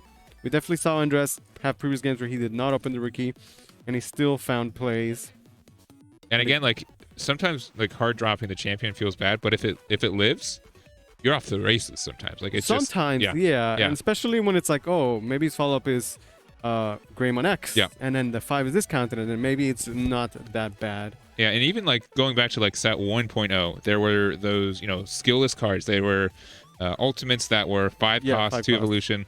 Like sometimes you play it, but if it lives, you got a level 6 next turn, Yeah. right? And so something similar with this too. With if this lives, you can go into Black Greymon X, or sorry, Greymon X into a Metal Greymon. Like you can go up your stack pretty quickly if this is able to stay. I will say you could say the difference here. Like, so Ray had to drop the card, and that's it. Mhm. Well, Andres got to Digivolve, draw, Memory Boost C4 cards, Plagamon C4 cards. Like, he's seen an extra 8 cards over Ray Guzman at this point, right? And just a 1-turn difference. Now, he does have the Greymon X, which is by far, like, the card he needed to try and catch up. Yeah, and he got 2 more draws, but still doesn't seem to have a rookie for raising right now. Yeah, that's what I was saying. Like, ideally, that Greymon would have then drawn him an Agumon. That would be ideal. But at the very least, you can go into a Metal Greymon and perhaps answer the Agumon. Yeah, because you could do that for 2, put them to 1. They do have the memory boost to go to 3 if they need to. Yeah, what I will say is if he doesn't have the extended body, now this is a stack with no protection. Andres could come out, use the memory boost, Digivolve up, and potentially heavily punish that. We'll see if he's able to answer, right? So he's only at 1, but, memory boost, Greymon X, and before you know it, you have a level 6 on the board. You sure do. Now, your Metal Greymon would not be able to answer theirs unless you're able to go to the Metal Greymon X. You do the D-Digivolve and then do the 6k or less Yeah, deletion. we'd be looking at, like, Blackrock Ray swing, answer it in the on suspend. But he's going to stay in the back, go into Algo X, playing very safe. I also want to say this is definitely one of the playstyles from Andres that we saw in the previous game. Just this hyper safe playstyle. Yeah, very, very cautious. And like obviously you want to Digivolve that out of raising. Not only do you get the card draw for Digivolving, but you get to look top 3. And normally, again, that Greymon would cost 1 to Digivolve. So you could have gone, your entire chain out and gotten another search and another memory back, but deciding just to say, I'm going to cool off. It looks like they're going to try to go up their chain. And it's a case where, like, there's no correct or incorrect play, but you can see, like, what he gave up by staying in racing is he gave up the search from the X and then 1 memory from the Greymon, right? Yeah. So it is quite a bit you are giving up. On the other hand, Ray finally does find a rookie. He can start building the back. I mean, I totally forgot that I was over there. I thought he was like discarding for some reason. Like, yeah, it's like usually it's where the trash. yeah. Like, right? what's the discard for? But finally getting that rookie right there. You can't be Digivolved either. And he does have the option. Honestly, I feel much better for Ray because it's very scary, right? If you have a stack with no protection, yeah, just asking to get cleaned up. And this is what I'm saying. Like once, like it's scary to give your opponent so much memory. And sure, Andres has a lot more cards seen and in hand, but you now have your Black War Greymon X. It's going to be doing a damage. It's going to potentially, reboot and do another damage. So we'll have to see what's in that security. Yeah, and in this case, the extra DP from the Greymon paying dividends there. 15k on your turn. Oh, and getting rid of a cool That's boy. Huge. So yeah, Ray taking the initiative, going on the aggressive, getting that early damage. We're going to see if Andres can respond. He does have quite a bit of memory to work with, including the memory boost. And again, he has seen so many cards that you would expect that he would have a good answer by now. Yeah, and so a couple things. So you will get, if you go up into your own Black War Greymon, you will be bigger than his, since you do also have the Greymon boost. The Digivolve. But you do have the protection from the Greymon X. Was that this turn? That was this turn, yep. Okay. Or the Metal Greymon X. Right. Yeah. Yeah, it's a bit rough. Like, you can't swing at it, but you could try and force out the protection once you unsuspend. Yeah, but if you've got, it looks like he does have X Ante in hand, you can put underneath, and you'd have to have, no, wait, you wouldn't be able to Digivolve and then attack with, because you have to have the Inheritable for Metal Gray for that, so. Yeah, it's like if you're trying to bait out or force him to use his, then like you have to get rid of, or you have to have the option of your own, right? But It's gonna be the Gaiamon Gaio, but will as be we're able saying, to. it has the protection from the Digivolve. Yeah, but that it will be able to attack over it with the Metal Greymon inheritable, and the Blitz. So that Pretty does get out of good. it. Yeah. Yeah, you can see the Gaio very good. It's funny because this weekend, like I feel like the Gaiamon has just been better than the regular BT8 Blackrock Greymon. Uh huh. I feel like I rarely even see that these days. Yeah, it stinks because like both the X antibody BT11 Blackwood Greymon X definitely wants to digivolve for cheap and get on top, but yeah, being able to clear is good. And like Andres didn't even have, despite all his searching, he didn't have a Greymon X. He didn't have a Metal Greymon X, right? And you're still able to just go up your chain, a little clunky of a chain, but a very strong one. Yeah, but it was definitely correct. Like he got more than enough, being able to answer the opposing Blackrock Greymon. Feels pretty good. And now it's back to Ray. We're gonna see if he's gonna stick in the back, try and build up. And I don't know if he has that much time because the Gaiamon is gonna be checking, 2 checks every turn, and then Andres can start building the back again. A Agumon for the Surge, I think at this point is very weak. Obviously he's missing pieces, but when you're behind, taking a tempo loss like this to just play a Searcher, it's gonna hurt him. Yeah, yeah. Yeah, now in the past, again, I have said Andres plays very, very reserved, very defensive, very careful. Yeah. I'd like to see him swing with the Gaiamon. Yeah, I would as well. And it's, again, you don't get as much value as you would. You do have the reboot, but you don't have the Metal Greymon X for the additional security loss. You don't have any protection on you either, so it looks scary. And it looks like he's just swinging over the rookie instead. Yeah, like again, I understand why you take this play. Again, this is the hyper safe, defensive, conservative play, full board control. In doing so, you are giving Ray time, right? And obviously, like, we're like, oh, I swing at security and I hit into, I don't know, Hades Force, Tamer, whatever, and it could cost you. Yes. At the same time, though, like, you need to play to win the game and not to avoid losing. But right now, Andres is doing very well. Very well, yeah. I'm not going to sit here and critique him too much. Yeah, I will say he's doing well with all of these, I'd say, imperfect stacks, right? Yes. A lot of these, you want to be a little better. You wish it was a little bit better, but just doing a really good job. Like, he's making it work, and maybe it's a matter of, like, okay, I'm going to build in the back so that if something goes wrong with this guy who's swinging, like, he already has the second stack with a Greymon X that could potentially be going into a brand new level 6. See the blocker Greymon for Ray in the back. What do you think of that card? I've seen a lot of decks opted to 3 or even 2, like not running at a full capacity. Yeah, I don't even think it's needed. Like, I mean, it can be good, but again, like, you're not going to the BT8 Blackrock Greymon that wants to, like, block, reset, or anything, so most of the time it doesn't really come up. It can be nice when you're like, oh, I can block and redirect. But I feel like most of the time it does not come up at all. And the fact that it is black and not red can sometimes hurt you. It can be picked up by memory boost. If you have like an Alterius, you can't digivolve over it, right? So I'm not like a huge fan of it, but I can see why they run it at maybe 1 or 2 or 3. So putting the X antibody underneath it. So do you think he... Okay, so here's the big boy play. So Hades Force first, you get the pop of the Tamer. This will swing. This will activate the X antibody option if he wants it. And it looks like he does not want it. So I'm curious why he put it underneath. Is there... Yeah, and he's finally going on the offensive there, chipping at Ray security. And again, like, the 2 security checks went fine. It's not like it was incorrect for him to not attack earlier, but like if he had, maybe the game would have been over by now. Yeah, and you do get, I believe, the reduction for having the X antibody, right? Is that yes? What For okay, the that's Hades what. Force, Yeah. it cost 5 instead of 7. Yeah, so I was thinking, oh, is he going to go into his Think best of it friend like level he 7? played 2 hammer sparks with it, right? Yeah. And I definitely like that play too. He doesn't have to develop much more else. It's just like, hey, you want to guarantee 3 memory?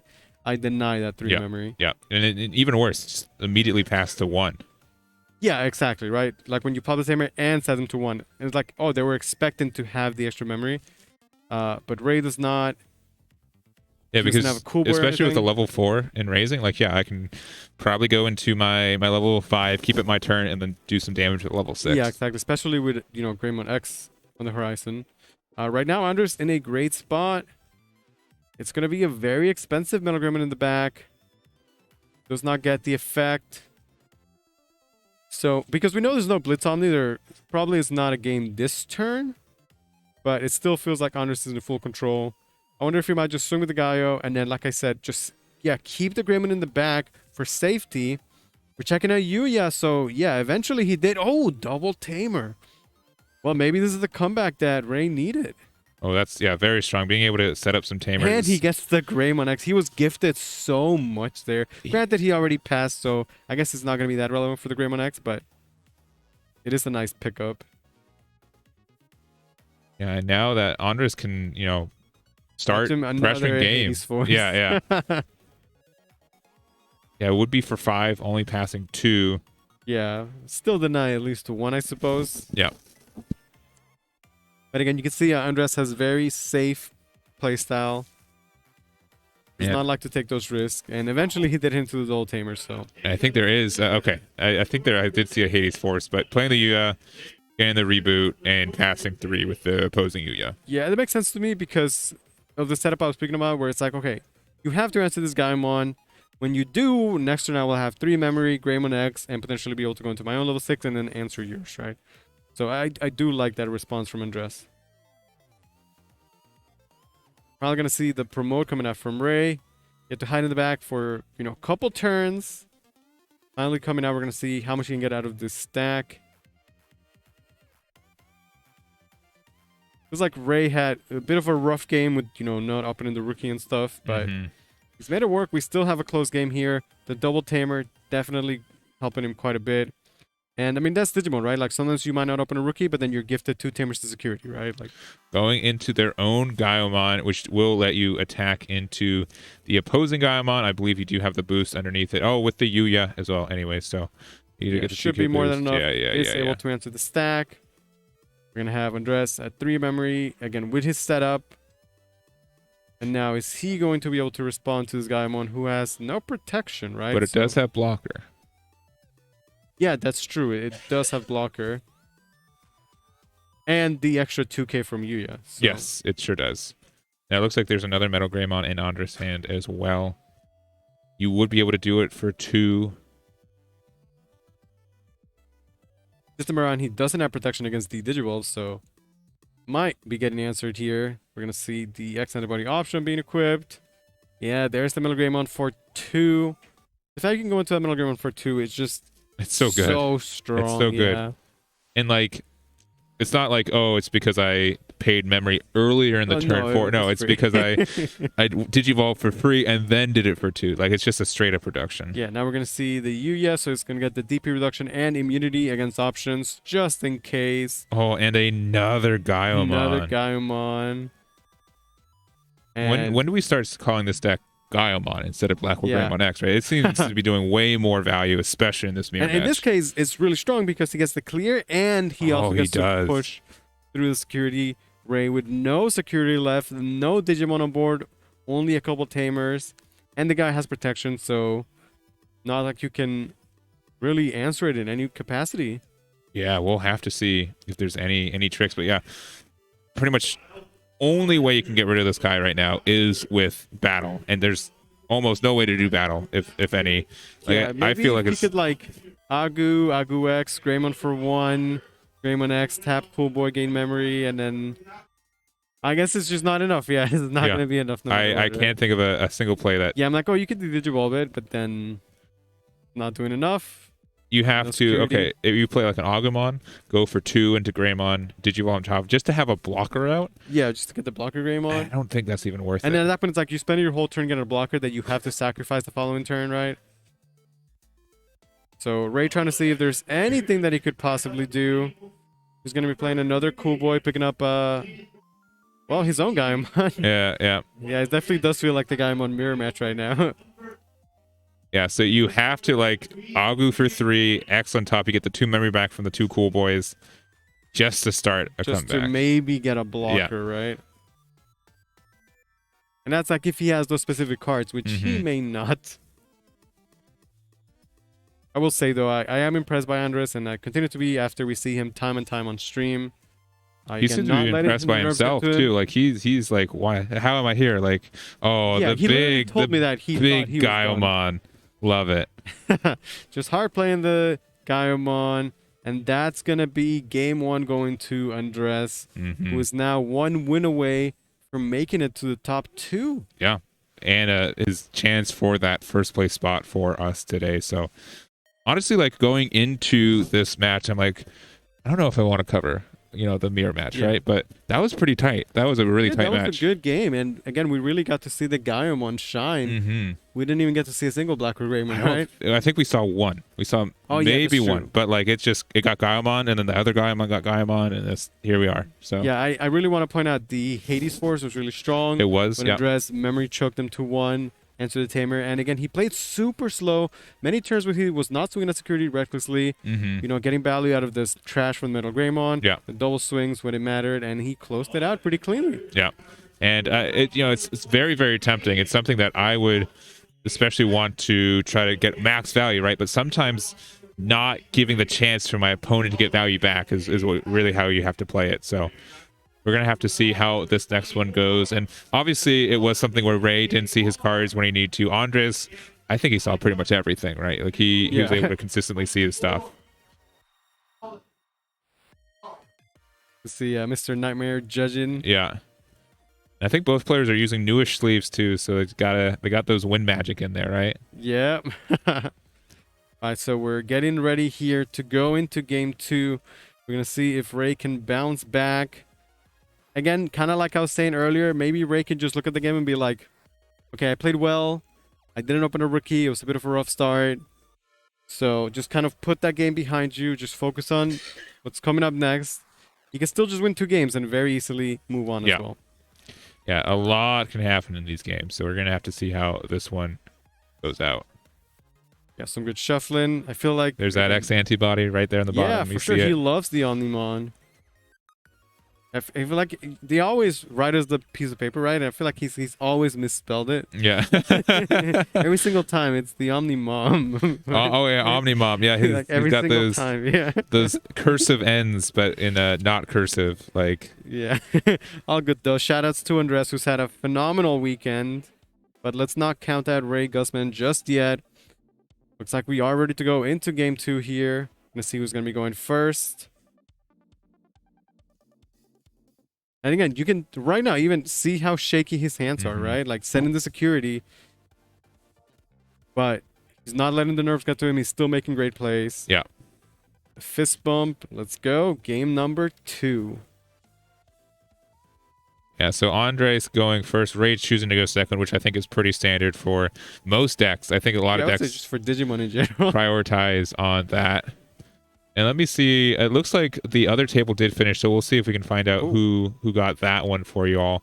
Yeah, and this seems like a pretty classic Andres opener where he just got searcher, searcher, searcher, right? So we're going to go Ago X in the back, Ago in the front. Gonna pick up the Black War Greymon, perhaps. Gonna find, what he needs for the following turns. It's actually gonna be the Metal Greymon X instead. We're gonna see if Ray can actually open up with a rookie this time around. You would love to see a rookie in these games. Okay, he had me nervous, but he does have he does have the Agumon. Looks like it's gonna be a real game. There's a bunch of Agumon so far, but going to our Cool Boy, which we didn't see do a bunch in this last match, right? Yeah, that's exactly what I see. Cool Boy into Greymon X. That is a pretty good opener. And from the other table, Crossheart did get that W, so we will see Okay. Crossheart versus Black War Grey X in that finals. That's exciting. Very exciting. It's still his turn. Gonna go with his own Agumon from BT5 to get the Surge. Revealing that Greymon he can pick up. So far, so good. Now he has Greymon and Greymon X and Cool Boy guaranteed. So definitely a Andres, way it's better like- setup. Yeah. Yeah, can you try and not give him 2 memory? Because if you do, the Greymon X could be coming. Gonna stay in the back, go into the Agu X, get his own Surge. It's the Gaiamon, Yep. MVP of last game for sure. Yeah, I think that's a solid pick for it, just because you do have that immediate access for removal of your opponent's Yeah. level 6s. He does bottom like his favorite Omnimon X, but I'm sure it's okay. I'm sure there's Just another then one somewhere else. 1 too. on the Greymon and then maybe 2 in the back to just memory choke to 1. Oh, it's gonna go Greymon X up in the front. Interesting. And He you, had 2 stacks, right? And Yeah. he chose to build in the front. Obviously getting the discount from the Greymon. So and if maybe he wants to has just get rid of this either Agumon. Metal Gray or Metal Gray X, you can get rid of the Agumon. Yeah, that seems solid enough. get the Agumon out of there, and still memory choke to 1. Yeah. So I do like that. So unless Ray has like an Agu X, I expect that he's not gonna really promote. A little bit too risky. Being out 1 memory there definitely hurts him. Mm-hmm. Kind of like denies the Greymon X, at least for this turn. It could just be like, okay, I spend a 2, I put you back to 1. The next turn I'm good to go, Greymon X, get the cool boy and get the party started. And that might be okay. I'm okay with that outcome for Ray. Yeah, it looks like that's exactly what we are going to see. And we're going right back to Andres, who has a nice Metal Greymon in the front, still Agumon in the back. I'm curious to see where he will commit to the level 6 right now. Mm-hmm. There's not much for him to get out of it, rather than just like maybe damage if he wants to commit a Gaimon, but that passes over quite a bit of memory, so it might be a bit excessive. Yeah, you gotta just decide here, right? Like, It's just no cool boy. that's for one. I'd well, be really see- tempted to swing just because, like, Yeah, because I'm what happens probably gonna now lose it is anyways. you know the Greymon X is there and the cool boy, so now your level 5 is going to more than likely get answered. Mm-hmm. Mm-hmm. And like I guess that's okay, but it does hurt, right? Yeah. We're gonna see the power of Black Greymon here. 1 memory to work with, 1 cool boy. It's enough to go into a level 6, basically. Yeah, you do need the Black War Greymon, or sorry, the Greymon X from BT11 to get up there. But if you do, it's going to be very powerful. Yeah, and to be fair, if he does promote and go into X, he's gonna draw 1 card for Greymon X, 1 for cool boy, Mm-hmm. potentially 1 more for you to the 5. So if he doesn't have it, he has quite a couple chances to see it. But we're gonna see if he wants to just maybe play safe and stay in the back. Like I could see that, but you give up a lot, right? The cool boy memory is so tempting. If you can capitalize on the cool boy every turn, it goes such a long way.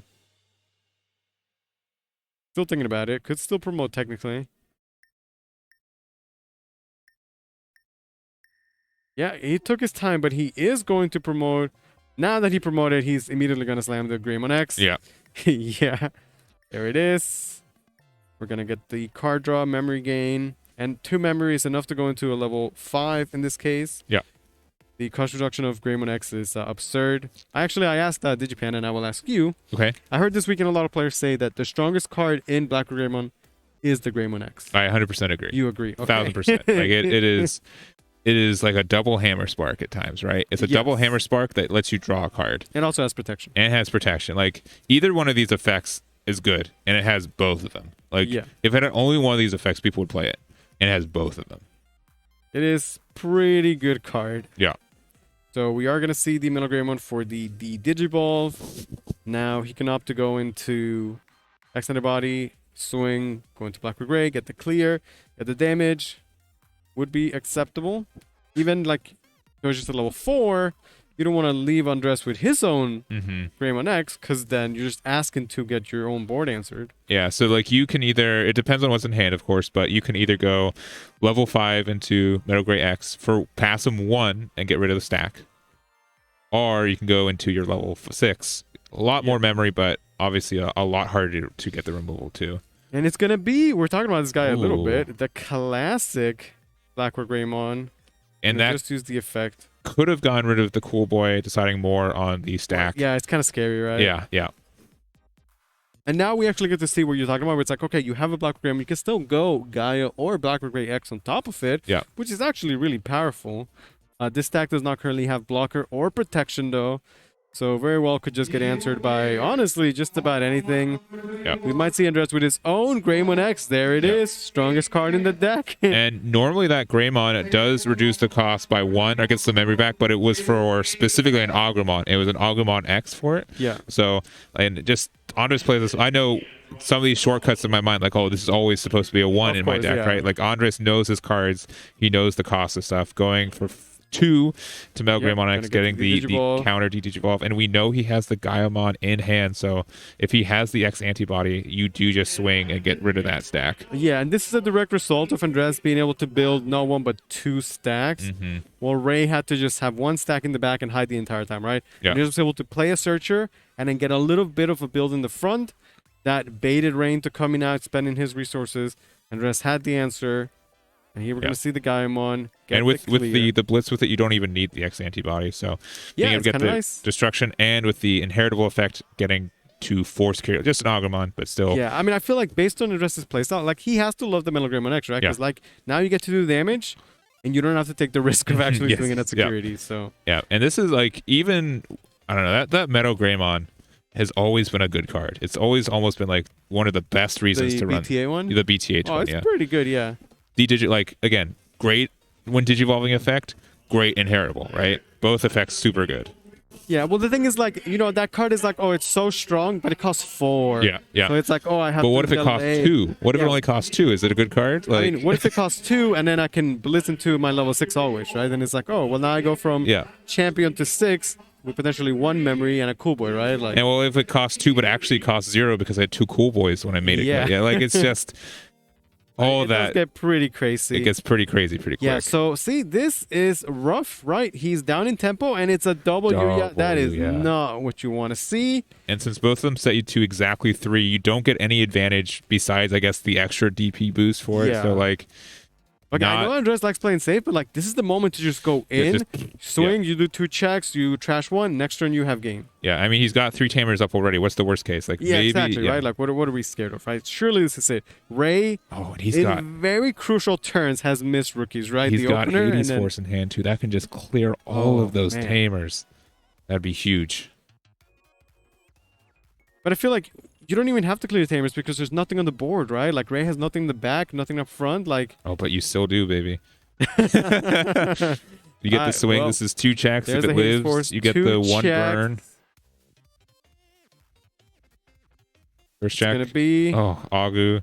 nothing. Nothing. Get the restand. Get the restand, get the trash, and Oh. next turn Andres is set up to win the game and advance to the finals. Ray with still no rookie. This is looking very Yeah. Andrus favored. That game 1 was relatively close. Ray had a rough start. But this game, it really feels like Andres has been in complete control. Again, I like his play of having the level 5 in the front, get Ray to come out, and then he immediately had the answer to it. Yeah, and this definitely looks like something that, like, obviously you've made it this far. This is not your first Blackboard Greymon X matchup you played. And it really looks like Andres knows what not only the extent of his deck, but of his opponent and what to play and what not to play. Yeah, exactly. And even though he's playing safe the entire tournament, like that turn, he knew it was time to go in, and he did. He committed. Yeah, The Hades Force was there just to clear up all the tamers just in case. yeah, And he's set up for game next turn. sure is. This is the So, moment where Ray, you're looking at the cards and you're like, how did I get here? Like, hey, you know what, Ray? You had a fantastic run. You can still play for 3rd place. Mhm. Right now, he has to look, see if there's absolutely anything that can get him out of the situation. Hard dropping a Greymon is probably not it. no. We're So- going to see. It all comes down to this. With correct sequencing, there's really nothing in security that could stop Andres. I think you swing with Gaiomon, and then And because then Hades Aku. Yes, Force Hades can... Force is the highest. Oh, no, you're playing well- super duper... I mean, I get it. I told you, this man is safety first. Yeah, you pass one. Okay, like now it's super Sure, game over. Crash the last security, Let's- and then let's see there's if- absolutely nothing for him to fear. And what is that last card? Just for funsies? Last security is... Okay, so I mean, yeah, Whatever. well, it doesn't matter. Just full on safety. Now at this point, there's nothing that Ray could possibly have to answer. yeah, Just one final turn with 1 memory and still no rookie. I feel that pain. Yeah. I've been there before. You're like, where are my rookies? and that is it. Ray's just showing the hand, saying, "I think I'm out." Andres gets it, and there we go. Andres is moving on to our finals here at the Digimon Card Game 2022 North American Finals. So a really, really close match. Tight match, and I really enjoyed watching that Yeah, one. that game 1 was definitely super close. Game Mhm. 2, I really felt like Andres was in complete control. Like you said, Yeah. he knew exactly how I wanted to play that mirror match. And I will say, overall, the Gaiomon was very impressive, especially the way that it was utilized to clear the stack, be safe and aggressive, right? Because you could Yeah. swing at the unsuspended and then go on the aggressive when you need the extra check. So very well played from Andres. 100%. So we're going to take a quick break. We're not going to do an interview. We'll probably do all top 4 interviews at the end of the day, but we're going to take a quick break as we set up our runner-up match, our 3rd and 4th place match, which will have Ray versus our other Blackboard Greymon. And so we're going to take a break, and we'll see you guys over there.